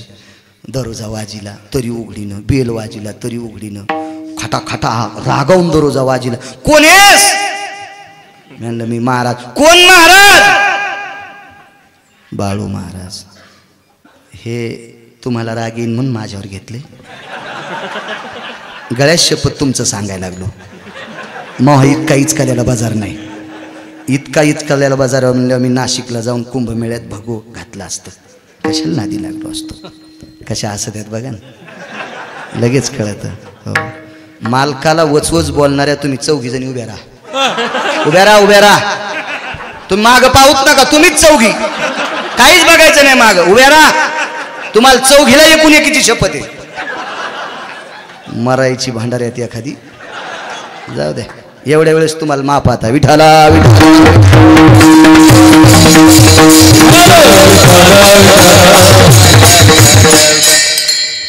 आदर केला. हालात मालक होय. खरा आराम केला. पहाटे लवकर उठले, स्नान झालं, काकड्याला निघाली मंदिरात. जाता जाता सांगितलं, मालक गेली 16 दिवसापासून तेल संपले, लोकांना तेल पाहिजे. काकडा आटपला ना आले. बैल सोडल्याबरोबर बैलाच्या पाठीहून आधी हात फिरिला. कर कर कर कर कर कर अशी पाठ कडक लागली होती. लक्ष्मी, पूर्वीच्या काळातली माणसं बायकोला नावानं बोलायची आणि शास्त्राला त्याला आधार आहे. जे नाव असेल ते, लक्ष्मी, हे सावित्री, हे दुर्गा, हे वत्सला, हे अंबिका, नावानं बोललं पाहिजे. आता माणसं बोलणत म्हणून त्या म्हणतात, विवेक, ए विवेक.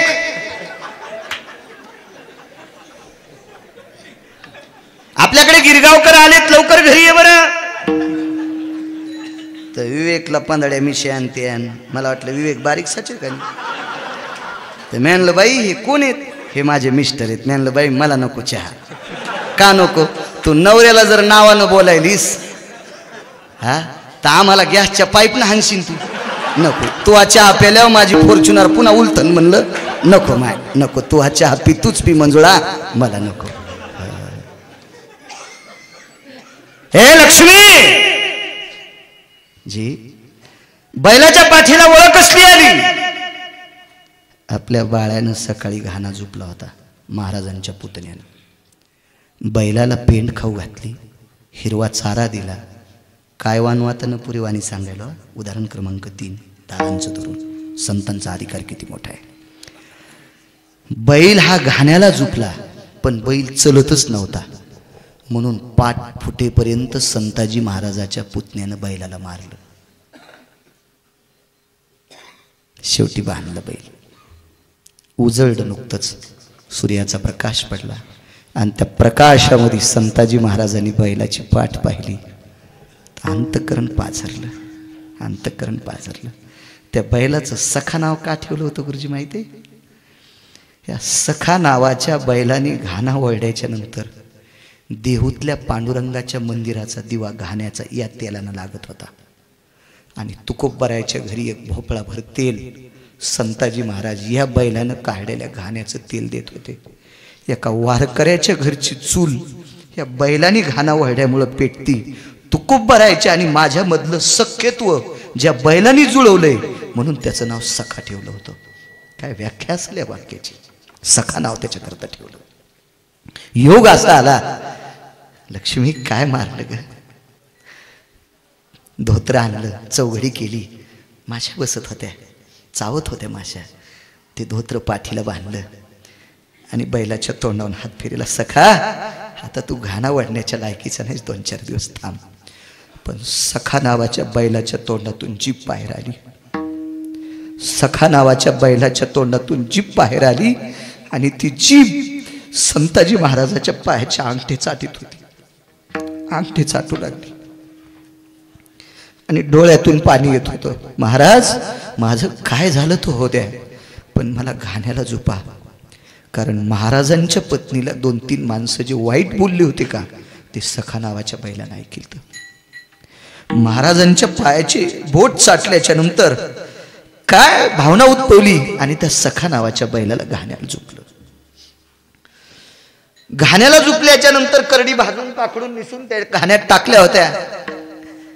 गळ्यामध्ये जो अडकवलं, जोता अडकवलं आणि सखा नावाच्या बैलाच्या पाठीमागच्या शेपटीच्या वरच्या भागावर हात ठेवला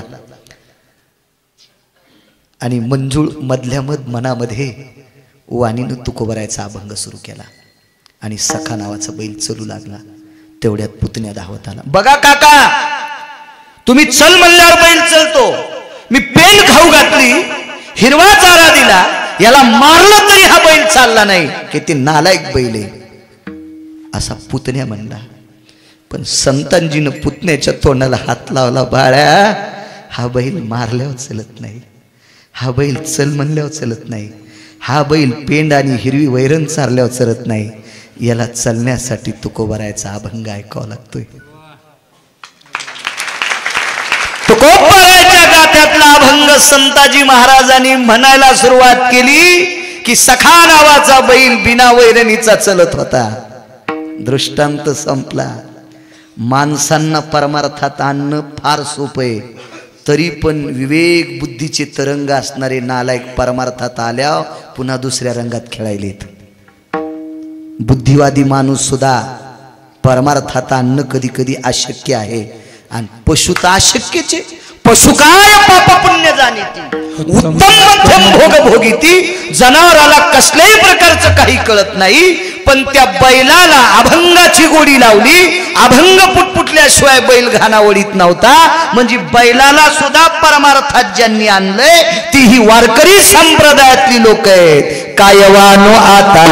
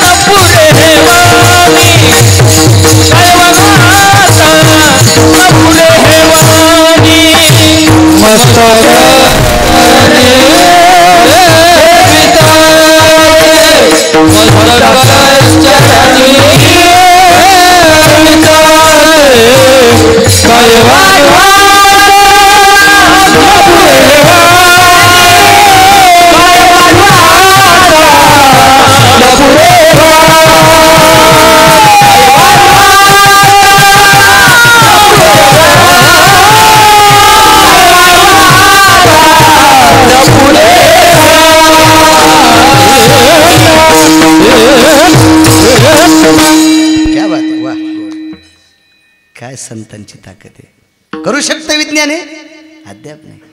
सध्या आताचा जो प्रेड आहे हा वेळ संत शिरोमणी नामदेवराय आणि संत शिरोमणी सावता बाबा यांच्या समाधी सोहळ्याचे उत्सव चालू आहेत. आता तो प्रेड चालू आहे. महान योगीराज, काय ताकद आहे लोकांची. एक पुरावा सांगतो. 20 मिनिटं राहिले ना आपले वेळ आहे. माणसानं बैल किती महागायची घ्यावा, पण आपला बांधाला की आऊत आकडावा. कारण दुसऱ्याच्या रानात गेले होते हानी नरूम नेणं आपल्याला आहे का नाही. आपल्या वेळेत गेलं पाहिजे. एका बाईकडं वरण शिजायला टाकलं गॅसवर आणि त्या बाईला सांगितलं, बाई वरणाचा असा गोड ते सुगंध येतो ना, आणि सुंदर सुगंध आला, वरण चांगलं शिजले, गॅस बंद करा. ती बाई म्हणली, माझ्या मालकाला 1.5 लाख रुपये पगार आहे, मी गॅस बंद करीत नाही. गेलं जळून. शिजल्यावरी जाळ वाया जावयाचे समूळ. शिजल्यावर जाळ घालणं वरण जळून जात असते. आपण 2 तासाची मर्यादा आहे तितकं बोलायचं. कोणाला शुगर असते, लघुशंकेचा त्रास असते, काय असते, वेळेत आटपायचं. असो, एक पुरावा मांडतो तुमच्या पुढे. काय ताकद या देशामध्ये, या पवित्र देशामध्ये एक राजा होऊन गेला. तो वैष्णवी राजा, वैष्णवी. तुकोबराय का म्हणतात माझी वाणी पुरत नाही. वैकुंठवासी माधव महाराज मगर सुरजखेडकर सांगायचे, या महाराष्ट्राच्या मातीमध्ये पुराणाचा जर गाढाभ्यास कोणी केला असेल तर वैकुंठवासी माधव महाराज मगर सुरजखेडकर आणि त्याच्यानंतर धर्मभास्कर वक्ते बाबा. पुराणाचा अभ्यास, पुराणाचा. या दोघांच्या नंतर असतील लोक, पण माझं नशीब खोटं म्हणून मला तिसरा सापडला नाही. माझं नशीब खोटं असेल, मला सापडच नाही. मी वैकुंठवासी माधव महाराज मगरांना पाहिलं नाही, पण एका चांगल्या माणसाकडून मला 82-83 त्यांची लिखाणाची पानं सापडली. माझं नशीब तितकं कोड. फार अधिकारी व्यक्ती वैकुंठवासी माधव महाराज मगर. आणि वक्ते बाबा आता आत्ता जात राहिले. धर्मभास्कर फार निर्वाळा गोड असायचा वक्ते बाबांचा, फार मोठा, फार मोठा. तर माधव महाराज मगरांनी मयूरध्वज राजाचं एक चरित्र रेखाटलं. काय वानू आता न पुरेवानी. मयूरध्वज राजा हा सत्यवादी राजा आहे आणि या राजाची ख्याती पंढरपूरला पोचली. या राजाची ख्याती वाराणसीला, काशीला पोचली, ख्याती पोचली. आणि या दोन्ही देवांच्या रोज भेटी होत असतात. त्रिशूळ डमरू घेऊन आला गिरजेचा कांत. मागच्या वर्षी 24 तारखेला तुमच्याकडे प्राणप्रतिष्ठा होती पांडुरंगाची. हो, मी हे पुरावा तिथे दिलता, गिरिजेचा कांत. कारण पांडुरंगाची प्राणप्रतिष्ठा. चांगले घर आहेत तुमच्या इथे, त्या कॉलनीत रावणाला ओव्हरटेक केलेली घर आहेत, मस्त छान घर आहे. बरे, महाराष्ट्रातल्या सगळ्या लोकांना तशी भेटावं. चांगलं आहे का नाही. माणसाची वृत्ती कशी असली पाहिजे माहिती आहे का.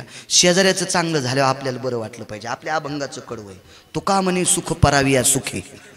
दुसऱ्याच्या सुखात आनंद वाटला पाहिजे. पण नेमकं ते झालं, दुसऱ्याचं चांगलं झाल्यावर पोटात डबा उठायला. याला सन नावाची बिमारी म्हणतात. जगात डॉक्टरच नाही या बिमारीचं औषध देणार.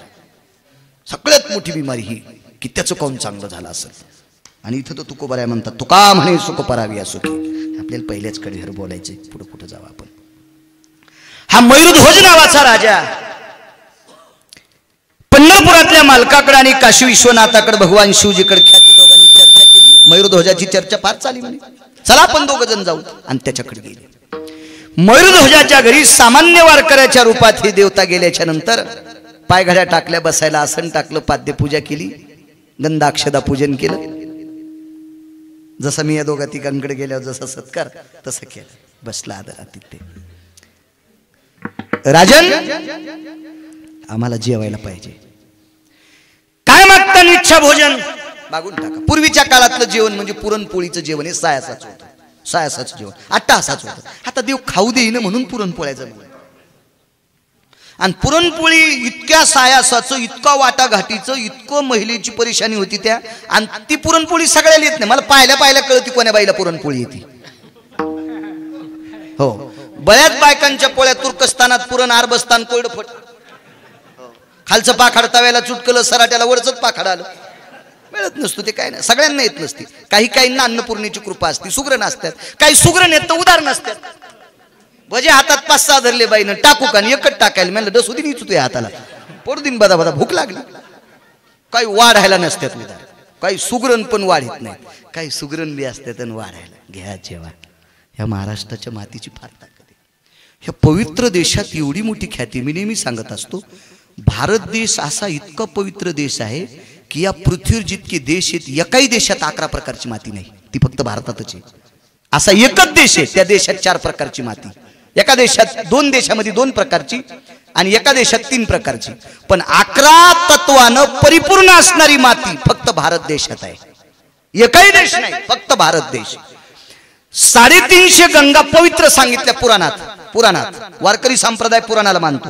वेदाची चेष्टा केली नाही. वेदानिंदी तो चांडाळ. शास्त्राची चेष्टा केली नाही, तो सुद्धा चांडाळ.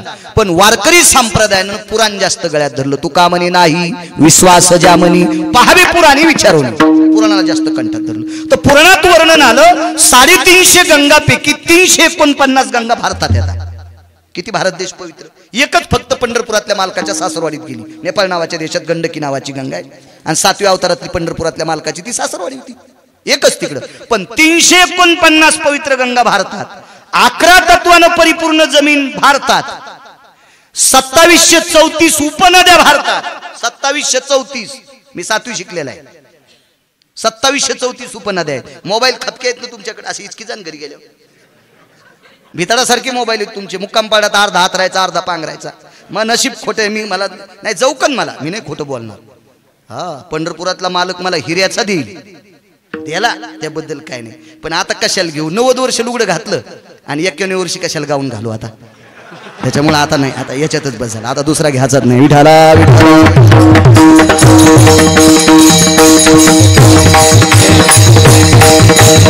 सगळं दाखवतो तो मोबाईल बघा. 2734 उपनद्या, 349 गंगा भारतात. या भारताची ब्रीद आहे. वदंती सत्याम भवो, वदंती सत्यम भवो, वदंती सत्य भो. खरं बोलणं हे भारताचं ब्रीद आहे. दुसरं ब्रीद नम्रम वाचम शिरसा भयो. ते ब्रीद वारकरी संप्रदायानं स्वीकारलं. पंढरीच्या लोका नाही अभिमान, पाया पडे जन एकमेका. हे दुसरं ब्रीद आहे. पण पहिलं ब्रीद आहे खरं बोलणे. या 2 देवता काही देवतेला घेऊन आल्यानं सांगितलं, राजा इच्छा भोजन पाहिजे. राजाला वाटलं पुरणपोळी नाही, आम्ही मागतो ते द्या. मागा काय पाहिजे तर आधी वचन दे. राजाचं वचन घेतलं आणि ह्या 2 देवाईनं, पंढरपुरातल्या मालकानं आणि काशीतल्या मालकानं वचन घेतलं आणि मग राजाला सांगितलं, तुमच्या उजव्या मांडीचं मांस आम्हाला जेवणासाठी पाहिजे. कोण मागायला माहिती आहे? हे 2 मालक. आणि काय सांगितलं, तुमची उजवी मांडी तुमच्या बायकोनं पोरानं कापायची आणि त्यांनी शिजून आम्हाला जेवायला द्यायची. वचन आधी गेलं. बायकोला सांगितलं, लक्ष्मी खरं बोलणारी माणसं आहेत. हे बा, खोटं ही पूर्वजाला पत्नाला नेत असते. एकदा काय झालं माहितीये का? राजहंस आणि त्याची बायको, राजहंशीनच ना, राजहंस कावळीनी संग कशाला लग्न करी? शक्य नसतं, ते होत नसतं, शक्य नाही. राजहंसाची बायको कोण? राजहंशीन. हे देवदर्शनाला तीर्थ भ्रमणाला गेले, हनीमूनला नाही गेले. हे तीर्थ वगैरे सरोवर बघण्यासाठी 2 जण गेले. खरं बोलायला पाहिजे माणसानं, खोटं नाही. मग हे फिरायला गेले, पण वापस येता येता यांना अंधार पडला. मग थांबाव कुठं? तर कावळ्याच्या घरट्याला. एका कावळ्याला विनंती केली, दादा आजची रात्र थांबू देता का? तर कावळ्यानं सांगितलं, माझे हे 2-3 खोपे आहेत, हे सगळे पिल्ला आता उडून गेलेत, याच्यातलं एक घरटं रिकाम आहे, एका घरट्यात तुम्ही आजचे दिवस थांबा. रात्रभर थांबले आणि सकाळी कावळ्याच्या पोटात पाप आलं. खोटं नाही बोलायचं, पूर्वज पत्नाला जातेच ते. कावळ्याच्या पोटात सकाळी पाप आलं. कावळ्याने राजहंसाला घरट्यातून उठू दिलं. राजहंस पुढे गेला की राजहंसिनीच्या पुढे कावळा आडवा. मला जाऊ द्या ना. कुठे चालली तू? माझ्या मालकासोबत. ते नाही तुझे मालक, मी तुझा मालक. ती राजहंसीन तर हापकूनच गेली. बहीण, कावळा कसा नवरा? माझे मालक तर राजहंस आहेत, हे कस काय? अहो थांबा ना. ते म्हणला, थांब गेम काय नाही, हे निघ रे. सगळ्या पाहुण्याला सोयऱ्याला बोललं तर खाऊन टाकू तुला, चल निघ. राजहंस म्हणलं, काय करावं? राजहंसान कोर्टात केस टाकली. वकील पाहिला, कावळ्यानं वकील लावला आणि कावळा हारला. वकील साहेबांनी जजच्या पुढे न्याय दिला. जजनं न्याय दिला की राजहंसाची बायको राजहंशी नसती, कावळ्याला नसती. पण कावळ्यानं पुढच्या कोर्टात अपील केलं आणि पुढच्या कोर्टात गेल्यावर कावळ्यानं वकिलाचे कानं जास्त भरले. शक्यतो कावळे बोलण्यात चतुर असतात आणि कावळ्यांनाच चांगले वकील भेटत असतात. हे बी कधी कधी लक्षात ठेवा. हो, इथं कोणी असेल तर कोणी अंगावर घेऊ नका बरं का. वक्त्याचं दुकान ही रेडीमेड कपड्याचं असते. मी काय तुमच्यासाठी कपडे शिवायला रिकामा नाही. कोणाच्या अंगाला शर्ट बसला असेल ते आता आला ओगा ओगा. हो, मला काय, माझं मी बोलायला. हो, तुमचा माझा काय बांधायला बांध थोडं तुमचं इचकायला. मी माझा पुरावा सांगतोय. वरच्या कोर्टात कावळ्याने वकील लावला आणि वकिलाला सांगितलं, वकील साहेब राजहंशीन माझीच बायको झाली पाहिजे. वकील म्हणले, अरे मूर्ख आहेस का काय रे तू? राजहंशीन तुझी बायको कशी होईल? तू कावळा कावळा, राजहंशीन राजहंशीन. ते म्हणला, बरं ऐका ना, तुम्हाला माहिती आहे का माझ्यात काय ताकद आहे? मी काळा असू द्या, मला एक डोळा नसू द्या, मी घाण खाऊ द्या, पण मला एक माने पितर आपलं ऐकत येत. पितर आपलं ऐकत आहेत. कोरोनात तुमचं कोण कोण मेलं? तर वकिलांनी सांगितलं माझी आजी आणि आजोबा गेले, माझे आई वडील गेले, आणि विशेष म्हणजे माझा साडू आणि मेहुणी गेली. हे वकील ते चौघायचं नाव सांगितल्यावर रडं नाही, साडूचं मेहुणीचं नाव सांगितल्यावर टपटप रडं. ते गळ्याभोवतालचं नातं असतं ना ते जरा. हो, माझी आई आणि वडील गेले, माझे आजोबा आणि आजी गेली, आणि विशेष म्हणजे माझे साडू आणि मेहुणी गेली. असं वकील त्यावेळेला थोडंसं रडं जास्त. तर कावळ्याच्या लक्षात आलं, घेरला रे वकिल्या. तर कावळ्यानं सांगितलं किती दिवस झाले जाऊन? गेले कोरोनामध्ये, पहिल्या लाटीतच गेले. कधी फोन वगैरे? काय बोलता कावळेराव, वरून कसा फोन येईल? पण तुमची साडू आणि मेहुणी, तुमची आजी आणि आजोबा, आई आणि वडील मला दाखवता येते. तो मान आम्हाला आहे, पण निकाल आपल्या बाजूने लावा. राजहंशी आपली झाली पाहिजे. मयूरध्वजाचं चरित्र सांगायला खरं बोलणारी माणसं किती अधिकारी असतात आणि खोटे बघा किती अधिकारी. आपल्या बाजूने निकाल लावा, काय हरकत नाही. ठीक आहे, काय जे साहेबाला घडवलं असेल त्या वकिलानं देव झाले. हो, माझ्या डोळ्यात देखता एक निकाल चुकीचा पाहिला मी. येलदरीच्या तळ्यातून 5 किलोचा मासा पकडून आणला, माशाचं मधलं सगळं काढून टाकलं, त्याच्यात 1.5 किलो सोनं टाकलं, आणि न्यायाधीशाच्या घरी भाजी नेणारा माणूस त्याच्या त्या भाजीच्या पिशवीत ते मासा दिला, आणि न्यायाधीशाच्या पत्नीनं तो मासा पाहिला, आणि त्याच्यात एक प्लॅस्टिकमध्ये चिठ्ठी होती, कृपया मालकीनबाई मालकाला सांगा निकाल आमच्या बाजूने लावा. 47 पानाचा निकाल विरोधात होता. तो सगळा निकाल नालायकाच्या बाजूने लागला. खालच्या कोर्टात मुक्त झाले, आणि जो मुक्त खालच्या कोर्टात झाला तो तिरुपतीला गेल्याच्या नंतर श्रीशैलमच्या डॅममध्ये तिथं जाऊन जे खाली गेला 19 वर्ष झाली, अजून नाही वरी आला. या खालच्या कोर्टात देऊन घेऊन निकाल लावता, आणि वरच्या कोर्टात जमतच नाही. त्याचं कोर्ट लयच भारी आहे, तिथं काय नाही चालत. न्यायाधीशानं आपलंसं केलं, आणि न्यायाधीशानं वगैरे सर निकाल देऊन टाकला. कावळ्याची बायको राजहंशी, काय रड राजहंस, ढसा ठसा ठसा रड विचार. न्यायाधीशाचा निकाल म्हणल्यावर काय निघालं ते.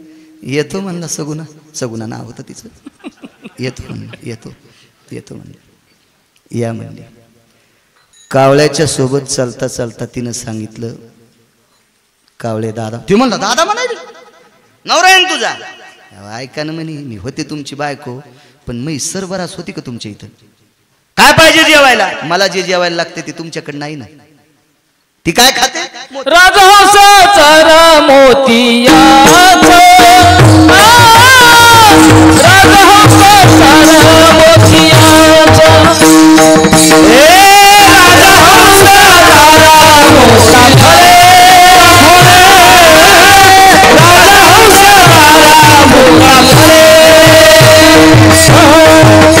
आणि कावळे काय खाते? कावळे ढोपरा कंकर तितीरा, राजहंस चारा मुक्ता फळे. जखम झालेल्या जनावरांची जखम खाणारा कावळा. तितीर नावाचा पक्षी खडे खातो, पण राजहंस मुक्ता फळ खातो.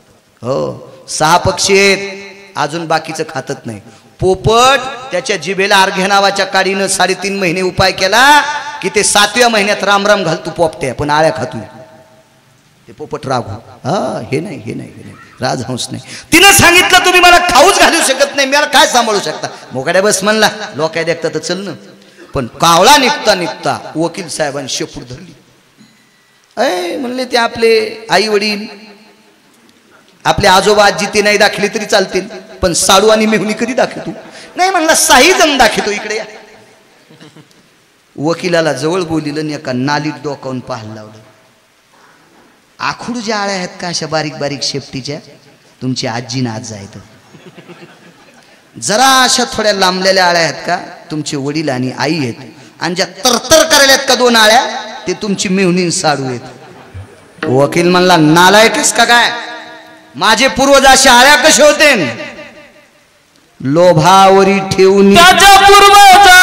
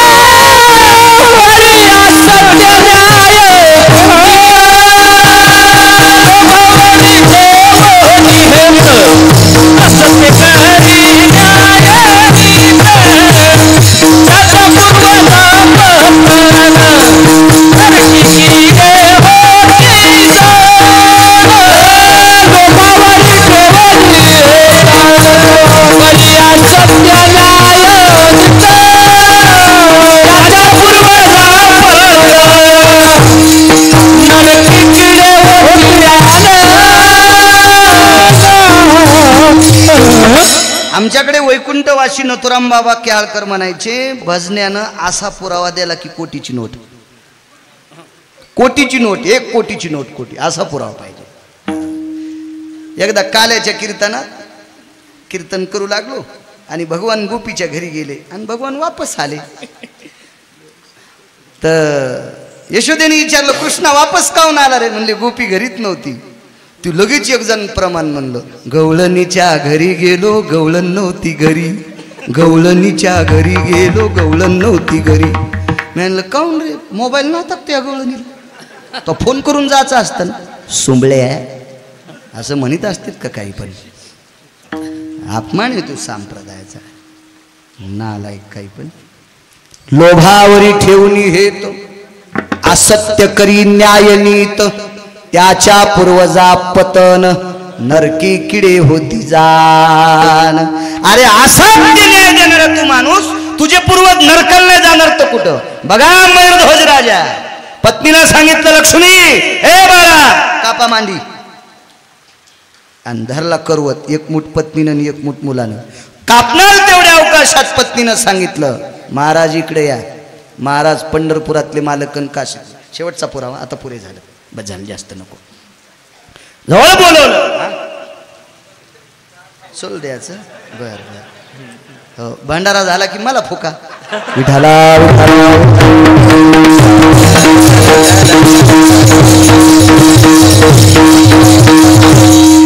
बोलतो, घेतो 10-5 मिनिटं, काय काम. तुम्ही एवढं करायले, मग काय मीटर जळायले. आणि हे जाळायचं का ठवाचं पंढरपुरातल्याच्याच हातात आहे. त्याच्या मनात आल्या उद्या निरोप याचा, वाळू महाराज असं होतं ना आपल्या हातात. काय साळून की मंजुळ बोलत शिवानी बोलविता धनी, सगळी ताकद त्याची. मी काय बोलतो? मी स्टेजच्या बाजूला गेलो की येडा बाळ्यांनी सारखाच. मी फक्त इथं असलो की बासरच्या माऊलीची कृपा, मग बोलतो बाळ्या चुट चुट विठाला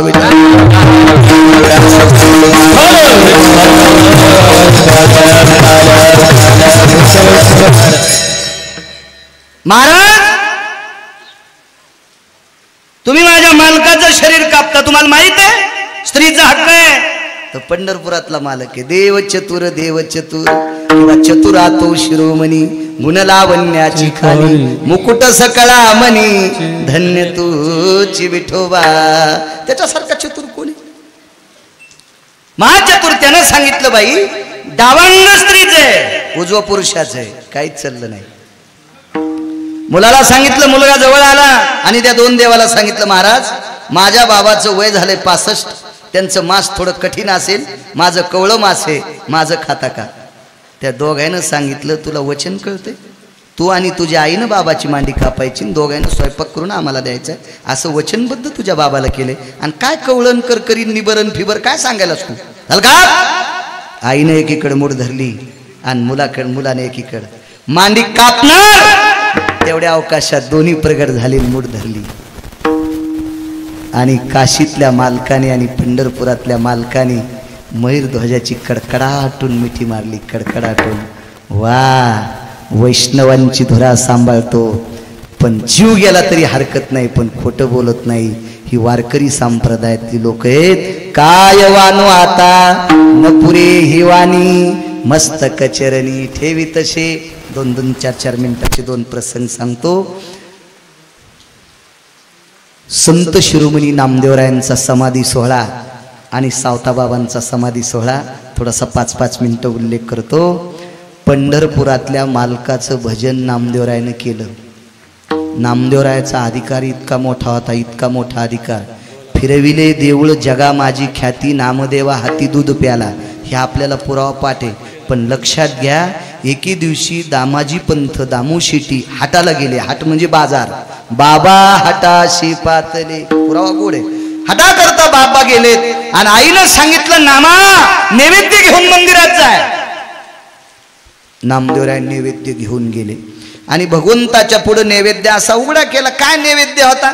ते कळण्या कोंड्याची भाकर मिठाचा खडा टाकून केलेली आणि त्याच्यावर जरा अशी भाजीचं पालकट होतं आणि एक तुळशीचं पान ठेवलेलं. ते उघडं केलं आणि मातीच्या लोटक्यात पाणी. नामदेवरायाने सांगितलं देवा जेवा.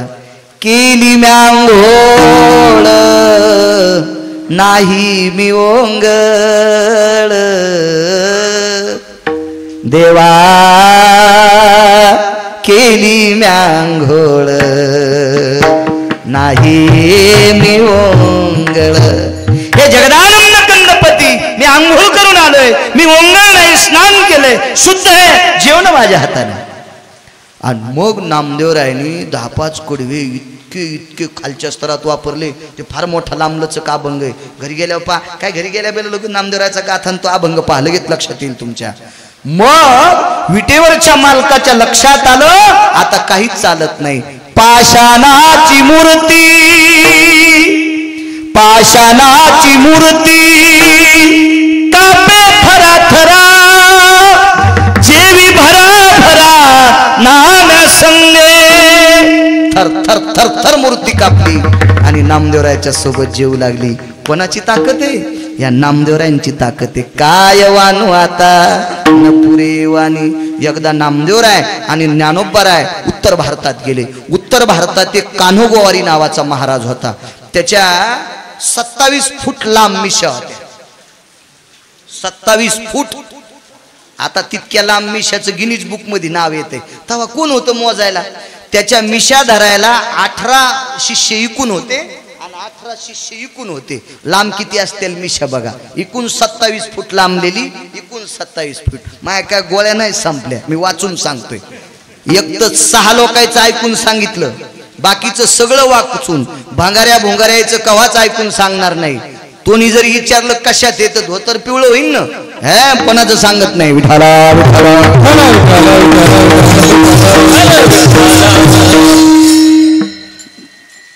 एवढाले शिष्य मिशा धरायला, जटा धरायला शिष्य एवढा मोठा श्रीमंत कान्होगोवारी. नानोबाराय का आपके महाराष्ट्र के? जी बोले महाराष्ट्र. महाराष्ट्र में नामदेव नामक संत है. जी बोले. सोबतच होते. नानोबारायांना भाषा येत होती, हिंदी भाषा तर नामदेवरायला बी येत होती. असं थोडंच सगळ्या संतांना. नामदेवरायांनी महाराष्ट्र वारकरी संप्रदायाचा प्रचार पंजाब पर्यंत केला. हो, पंजाब पर्यंत केला, पंजाब पर्यंत. हो, आपण अजून आपल्याच भागात नाही केला. हो, एका आपल्या भागात मी दिंडीला आलो, एका काल्याचं कीर्तन दिंडी. ज्ञानोबा बोलाय लागला, तुकोबा डोलाय लागला.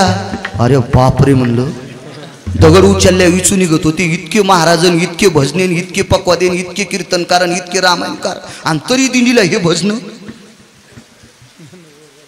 आणि त्या काळामध्ये काहीच साधन नसताना नामदेवरायांनी पंजाबला प्रचार केला. पंजाबला काही भजन, काही. आता राधा रंगानं दिसते छान, तिच्या येणीला गोंडे 2. तू पप्याच्या माईला लावणं, राधे कशाला गोंडी लावतो? अरे राधेनं जिथं देह समर्पित केला त्या ठिकाणची माती पंढरपुरातला कपाळाला लावतोय, तिला गोंडे लावायची काय गरज आहे? तू पप्याच्या माईला लाव, कसे गोंडे लावायचे तर. बोकांडीवर मंदिर पडन असे भजन म्हणल्या. बोकांडीवर काय लायकी का पुण्य भेटत असतं काय? हे ज्या लोकांनी निष्ठेनं संप्रदाय टिकवला का, त्या लोकांनी जर हे वर्तन ऐकले ना, तर त्याच्या शापामुळे यायचे संसार बुडातून जळते हलकटायचे. विठाला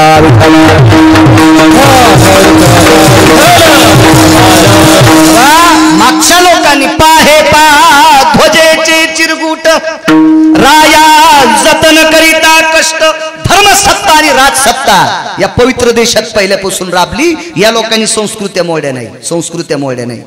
अजूनही काही धर्माचे लोक बघा, मुसलमानाचा सिमेंट कालिणारा मिस्त्री तर सर्वोच्च श्रीमंत मिस्त्री, आजही त्या दोघांचे लग्न एका पद्धतीत होतात. आपल्याकडे जसा जसा पैशाचा ऊत येतो का तशा तशा बाया लग्नात नाचतात. या पवित्र देशात बाई नाचिणाऱ्यांचे पाय तोडले छत्रपतींनी. तुम्ही नाव दिलं ना मार्केटला. रयतेचे राजा छत्रपती शिवाजी महाराजांनी बाईला जबरदस्ती नाचवणाऱ्या माणसाचे चौरंग केले. आणि एखादी बाई जर पोटासाठी नाचत असेल तर तिला छत्रपतींना सांगावं, बाय माझी बहीण, तुला जर पोटासाठी नाचायचं असेल तर तुझ्या घरी मी द्रव्य पाठवतो, पण नाचणं बंद कर. आणि त्या राजाच्या राज्यात जर लग्नात श्रीमंत बायका नाचत असतील तर काय वाटत असेल त्या राजाला? कल्पना करा ना, काय वाटत असेल? किती नालायकपणा आहे. अहो साधी मंगलाष्टक नाहीत आपल्याकडे चांगले. लग्नातले मंगलाष्टक हे आशीर्वाद असते. सोन्याचे मणी ओविले भुजगुनी, गोऱ्या शशी कानना. तर सप्तपदीच्या वेळेला ते अलीकडे मागे एक विधी असतो देवा, मंगळसूत्र घालायचा. तर मंगळसूत्राला दोन बाजूला मणी असते. सव्यापसव्यम पितृया भवस्थितो सगोत्री भिन्न गोत्रानाम भयसगोत्रीश भय जायते नाम वृष्णिरोर्भयतति निधि भय संगो यजायते न यज्ञिदिनाम जज्ञिरे भयस्थितानाम यतो संगानाम सगोत्रेषु अपात्राम पात्रे भवगोत्रानाम भिन्ना सतीशि कुलानाम तत्वानाम भवदाम्पत्यानाम आशिषो भवस्ति गोत्री. ते मंगलाष्टकीत लागू होते. सोन्याचे मणी ओविले भुजगुनी, गोऱ्या शशी कानना. अपात्रे पात्रे दर्पणो भयस्थितो नूतनायतो वधुवरा सुजायो दृश्या दृश्य भयस्थिता जायते नाम दृष्टा भवलोकनेति पापाग्नो मुलाग्रो भय तत्वाना. हे 9 श्लोक आले. याच्यासाठी मंगल अष्टक कोणतं केत माहितीये का? दोघे करावी उभी वधूवरा दृष्टा दृष्ट न करणे अंतपटा ते धरा वधूवरा दृष्टा दृष्ट न करणे. काय शास्त्र गोडे. हे सगळे मंगलाष्टक चुलीत घातले. ताई ग सखारामचा बब्या द्वारकाबाईची संगी भास्करावचा दाश्या संभाजीरावचा गण्या. यायची बसायची जागा निब्बर काठाने इतकी हाणायची, या हराम खोरायला 2 महिने खाली नाही बसता आलं पाहिजे. अरे काय टिकवलाय संप्रदाय लोकांना. आणि खुबडाय होत तुम्ही मातीत घालता, लाज वाटायला पाहिजे. त्याच्यापेक्षा तुम्हाला लाज वाटायला पाहिजे. मला आणा नाही तर नका आणू. तुम्हाला 30 गाव पठ्याल 36 गाव. हे बोलण्यासाठी तर मला 2019ला वाचिलं. मी इकडंच येत होतो कीर्तनाला दर्जी बोरगावला. मला 4.5 तासानं सांगितलं डॉक्टरनं बाळू जिवंत आहे. हेच होतं मला दादा उचलायला भया होते. हो इथं झालं तर अपघात तिथं अंबाजोगाईपाशी सायगावला. त्यासाठी वाचिले. हो वारकरी संप्रदायातल्या लोकांनी खरं बोलायचं. तुम्ही सगळी माणसं तुमच्या आईवडिलाच्या वर्षात किती बऱ्या पाया पडता? वाढदिवसाला, सणाला, दिवाळी पंचमीला, सणावारालाच पडता. महाराज दिसला की पाया पडता का नाही? म्हणून पक्वाद्यानं, गायकानं, कीर्तनकारानं, रामायणकारानं, भागवतकारानं, प्रवचनकारानं इतका शहाणपणाचा घुगू येऊ देऊ नी. तू या विद्वत्तीला विचारून कोण नाही पाया पडत. तू ज्ञानोबराय तुकोबरायचं नाव घेतो म्हणून तुला मानते. एरवी तरी पुशे कोण पावे देवासाठी मान. कोणी विचारलं असतं मला सांगा ना तुम्ही, मी कलेक्टर जरी झालो असतो तर एका जिल्ह्यात शहाणपणा केला असता. तुमच्याकडे काय येऊन कितागिरीला असता काय? पण ज्ञानोबराय तुकोबरायच्या नामामुळं 80-80 वर्षाची माणसं पाया पडतात. म्हणून या संप्रदायातल्या लोकांनी खरं बोलायचं. हो विश्वास असतो आपल्यावर. काय सांगू लागलो? हा मिश्या. वा लक्षात आलं. मिश्या संस्कृती टिकवली या लोकांनी. मंगलाष्टक. हा तुम्ही म्हणताल आम्हाला पापी कस काय म्हणला? तर दोघाशी पतन सारीखेशी. हो गुन्हा करणाऱ्याला सामावून घेणाऱ्याला तितकंच पाप असते. म्हणून नालायकपणा जी परमार्थात करतेत का त्या लोकांना जर तुम्ही आश्रय देत असताल तर त्याने केलेलं अर्ध पाप तुमच्या बोकांडीवर बसत असते. म्हणून इथं ज्याच्या ज्याच्या पोराचे पोरीचे लग्न राहिले त्याने एकच आजच्या कीर्तनातलं घ्या, मंगलाष्टक आपल्या संप्रदायातले म्हणा. हे कोणी असा कालवा करू नका काही बी. बघा लोकांचे धर्मावर किती पकड आहे आणि आपण नुसत्या बॉम्बा ठोकतो आपल्या धर्माच्या नावानं. कवडीचं काही सांभाळीत नाही. देवाला काय वाटत असं आपल्यासाठी कल्पना करा ना, काय झिजलाय तो. असो त्या कान्होगोवारीने सांगितलं महाराष्ट्र के संत है जी बोले और नामदेव नामक संत है वो पत्थर को दूध पिलाता है. मुक्ताई साहेब सोबत होते. मुक्ताई साहेब म्हणले ज्ञानदादा आहे. पत्थर कोणाला म्हणलं रे? पांडुरंगाला. पांडुरंगाला पत्थर म्हणते का? त्याची दाढी झाली. छिप्रिया म्हणले तू पांडुरंगाला फत्र्या म्हणतो. ज्ञानोबाराय म्हणले मुक्ता काही म्हणू नकोस, शांत बस. नामदेवराय जवळ आले. ज्ञानोबाराय पत्थर को दूध पिलाते नामदेव हमारे महाराष्ट्र में है, मैं भी पत्थर को दूध पिलाता. त्याला सिद्धीपैकी एक सिद्धी येत होती.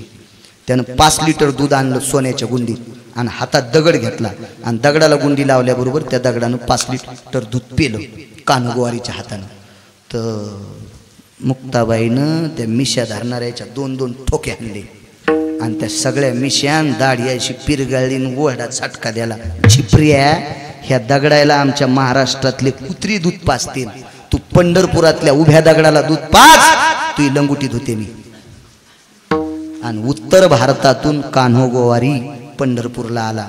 मुक्ताबाई म्हणल्या तसा नको मुक्यावानी चलू, भजन कर. चलो रे भाई पंढरपूर जाना केशव माधव से मिलना. चलो रे भाई पंढरपूर जाना केशव माधव से विठ्ठल माधव से मिलना केशव माधव से मिलना. चलो रे भाई पंढरपूर जाना केशव माधव से मिलना. चलो रे भाई पंढरपूर जाना केशव माधव. हिंदी भाषेत भजन. राधे राधे बोलता रो काही बिघडो, मिठो मिठो बोलता रो कटशीटची विठाला विठा.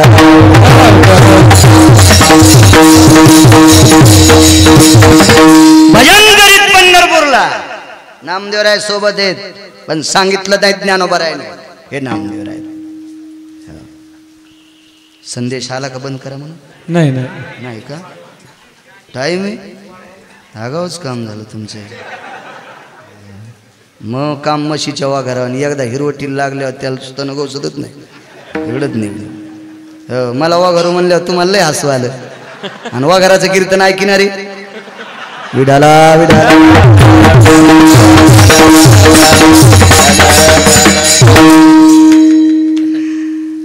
मंडईत गेलं शिष्य पाटीले आणि दूध आणलं.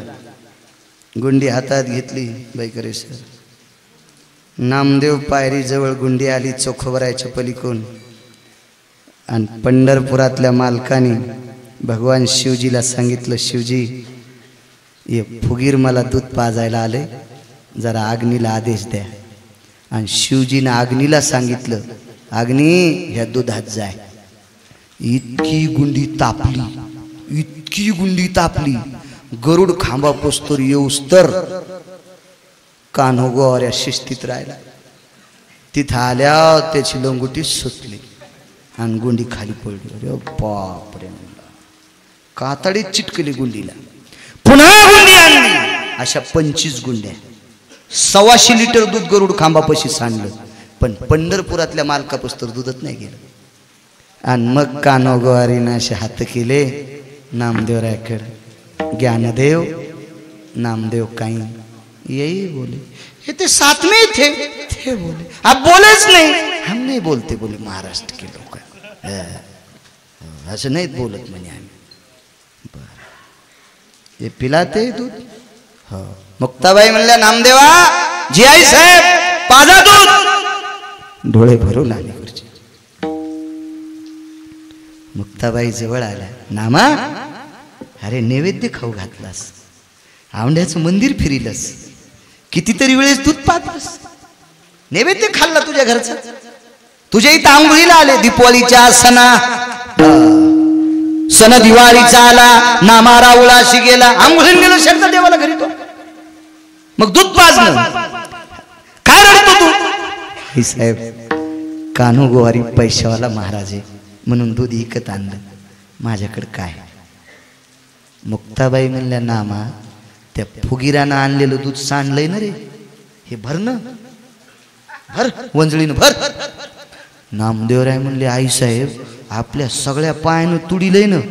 ऐक म्हणली, राधेच्या पायाची माती त्यानं द्वापार युगात पेली, ती भजन करीत होती, आणि आपण काय गाणे म्हणतो का? मग आपल्या पायानं दूध तुडीलेलं त्याला काय झालं प्याला? काय मुक्ताबाईंचा अधिकार. मग नामदेवरायनं भेद भेद ते वंजळीनं दूध फरलं. कान्हो गोवारी म्हणले, हे पैरलं गेवाला दूध. मला हिंदी येत नाही, मी आधीच सांगितलं आहे का नाही, येत नाही आपल्याला, कशाला आगाऊपणा करायचा. हे दूध. मुक्ताबाई म्हणल्या, गपचिक बस, शांत बस म्हणले, शांत. लहाला कुरलं, हाताची कातडी गेली ना, सालटीच गेली, सगळे हाड उघडे पडले. नामदेवरायनं दुधाची गुंडी घेतली आणि तिकडे चालले. मुक्ताई साहेब म्हणल्या, नामा खबरदार जर जागेवर हालशील तर त्याला गरज असली तर खाली येऊन पेन.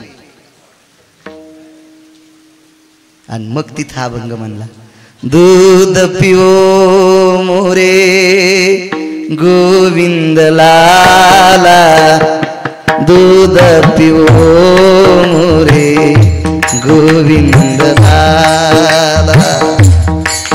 मग देवा कोणती गाय, कोणता बछडा आहे, फार सुंदर काव्य येते. दूध पिओ मोरे गोविंद लाला.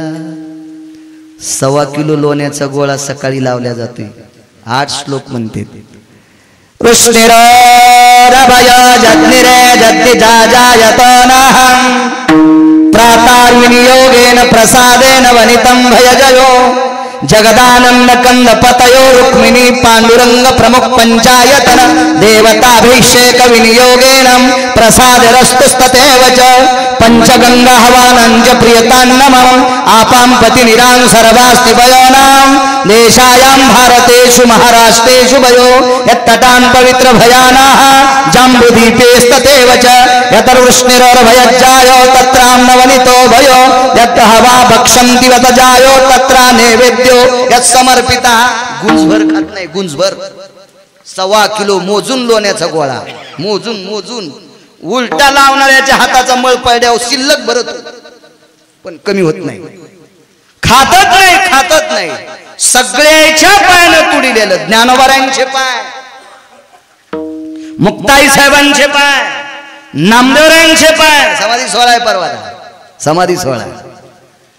त्यांच्या पायानं तुडिलेलं दूध. विटेवरचा मालक खाली आला आणि दूध पेलं. काय ताकद आहे. आणि मग नामदेवरायाकडे बघितल्याच्या नंतर लाला करणारा कान्हो गोवारी पण राहुलच नाही. नामदेवरायाच्या नावाचा गजर केला. संत शिरोमणी नामदेव महाराज की खऱ्या शिट्टाळी वाजल्याबरोबर हात जशाला तशीच झाली. ही ह्या वारकऱ्यांची ताकद आहे. काय वानू आता न पुरे ही वाणी. लय लांब गेले हो, 3-3 मिनिटं. पुढाऱ्याची महाराजाची मिनिटं मोठलेच असते.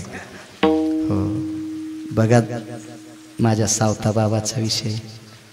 सावता महाराज पंढरपूरला गेलेत नाही राजे.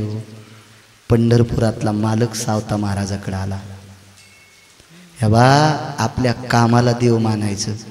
तुम्ही आडत उघड्याच्या नंतर सर्वसामान्य शेतकऱ्यांना तुमच्या आडतीवर माल विकल्याच्या नंतर त्याला पैसे मिळतात आणि ते पैसे मिळाल्याच्या नंतर त्याची बाकीची दिनचर्या चालती. म्हणजे तुम्ही हजारो पंढरपूरच्या वाऱ्या केल्याचं पुण्य तुम्हाला प्राप्त होते. ताकद आहे तुमच्या. डॉक्टरने पेशंट तपासून त्याच्या आजाराचं निदान जर केलं ना आबा, तर तो डॉक्टर हजारो यज्ञ केल्याचं पुण्य प्राप्त करतो. शिक्षकांनी आपल्या समोरचे विद्यार्थी घडून जर विद्यार्थी भारताचे हिरे म्हणून गाजवले तो शिक्षक हजारो पंढरपूरच्या वाऱ्या केल्याचं पुण्य त्याला प्राप्त होते. शास्त्रे, शेतकऱ्याला स्वतः 5 क्विंटल गहू लागत असतील आणि तो 50 क्विंटल जर गहू पिकीत असेल तर त्यानं पिकवल्यामुळं आपलं पोट भरतंय. हजारो यज्ञाचं पुण्य त्या शेतकऱ्याला आहे आणि त्या शेतकऱ्याचा माल आल्याच्या नंतर त्याचा द्रव्य देऊन त्याचा व्यवहार तुम्ही भागवता. म्हणून तुम्हाला सुद्धा कितीतरी यज्ञाचं पुण्य.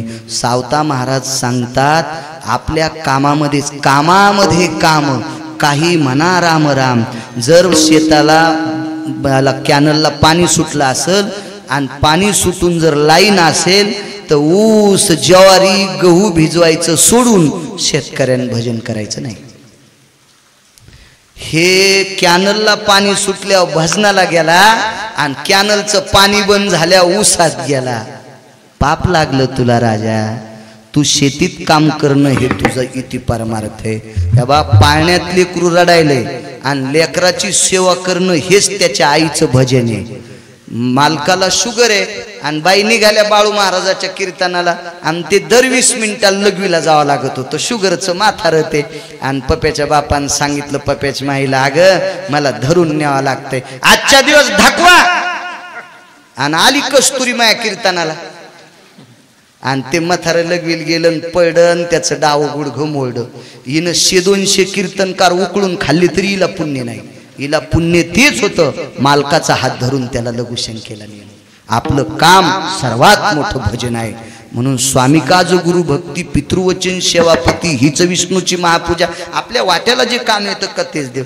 अशी आपली शेतीच देव समजून काम करणारे सावता महाराज, त्यांच्यासाठी जगाचा मालक तो सुद्धा धावून येतो. काय माझ्या सावता महाराजांचा अधिकार आहे. सद्गुरु सावता महाराज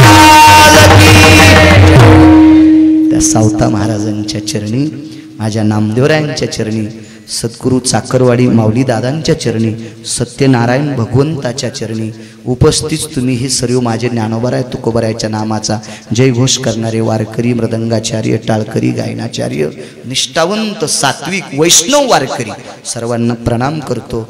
आणि सर्व क्षेत्रातली आलेली माणसं, हे व्यापारी क्षेत्रातली सगळी लोक, व्यापारी असतील, हमाल असतील, काय तोलई वगैरे काय गुमास्ते अमकं तमकं वगैरे मुनीम गिनीम सगळे या सगळ्यांच्या वतीनं चालत असलेला श्री सार्वजनिक सत्यनारायण व भंडारा उत्सव छत्रपती शिवाजी महाराज मार्केट लातूर या सर्व मला वाटते 27-28 वर्षापासून हे करते. आणि मला विशेष त्या शेठजीनं सांगितलं, आम्ही केटर्स लावत नाही. आमचे 200-300-400 लोक उद्या मस्त पांढऱ्या टोप्या वगैरे पांढऱ्या पोशाखात सगळीजण वाढतात. प्रत्येक जण सगळीजण वाढतात. तुमच्या याही कार्याला सलाम. कारण स्वतः वाढायचं. उद्या बऱ्याच परिसरातले शेतकरी सुद्धा इथे या मार्केटमध्ये येतील आणि एक दिवस या भंडाऱ्याच्या निमित्तानं तुम्ही लक्ष्मीच्या अधिष्ठानावर बसलेली वैशास्तितो अधिष्ठिता रमारजितो भयो म्हणजे व्यापार, लक्ष्मीच्या अधिष्ठित तत्वावर बसलेली तुम्ही सगळी लोक एक दिवस माझ्या शेतकरी राजाला जीव घालता येते. तुम्हाला वाढवून तुमच्यासारखे नशीबवान तुम्ह्यात हजारो पंढरपुरातल्या मालकाच्या वाऱ्या केल्याचं पुण्य उद्या शेतकऱ्याला तुम्ही जीव वाढायचं तुम्हाला हे प्राप्त होते. म्हणून तुम्हाला कोटी कोटी धन्यवाद. आणि काही जण म्हणतील हे महाराज लोक काही सांगतात, गाढ व्हायला पटतच नसतो. गाढ व्हायला पटत नसतं. हत्तीनं गाढ व्हायच्या नादी लागायचं नाही. हो, तुम्ही हत्ती माणसं आहेत. एकदा गाढव नदीच्या कडीला बसलं, नदीच्या कडीला बसलं तिकून हत्ती आला आणि गाढवानं हत्तीला आवाज दिला, ए हत्ती दादा इकडे. काय काम आहे? ही नदी कोणीकडे वाहती रे? म्हणला उत्तरेकड. काय मूर्ख आहे म्हणे, 8 पायल्या तांदूळ खातो तू, राजाला पाठीवर बसितो आणि खोटं बोलतो. ही नदी पूर्वेकडे वाहती, पूर्वेकडे वाहती आणि नदी उत्तरेकडे वाहत होती. आणि हत्तीनं कोर्टात केस टाकली. संपितो 2 मिनिटात. हो, कोर्टात केस टाकली आणि मग राजाकडे गेला तो न्याय. राजाला हत्तीनं सांगितलं, ऐका राजेसाहेब, तुम्ही माझ्या पाठीवर बसून कुठं फिरता? नदीच्या कडेला. ती नदी कोणीकडे वाहती? म्हणले उत्तरेकडे. मग भांडण तेच आहे. गाढ हो मला पूर्वेकडे म्हणते मी उत्तरेकडे म्हणतो. थांब म्हणले. प्रधानमंत्री, महामंत्री, सुमंत्री 4 साखळ्या घेऊन या लोखंडाच्या. 4 साखळ्या आणल्या आणि हत्तीचे 3 पाय बांधले. हत्ती म्हणला मी खरं बोललो तरी बांधले, तू खोटं बोलल्यामुळं बांधलेत नाही, तू गाढवाच्या नादी काऊन लागला म्हणून बांधले. तू हे पाय खोटं बोलला म्हणून बांधलेत नाही, हत्तीनं गाढवाच्या नादी लागूत नाही. या संप्रदायात काम करणाऱ्या, धर्माच्या विरुद्ध वागणाऱ्या गाढवायच्या तुमच्यासारख्या हत्तीनं नादी लागायचं नाही. तुमच्या या कार्याला प्रणाम.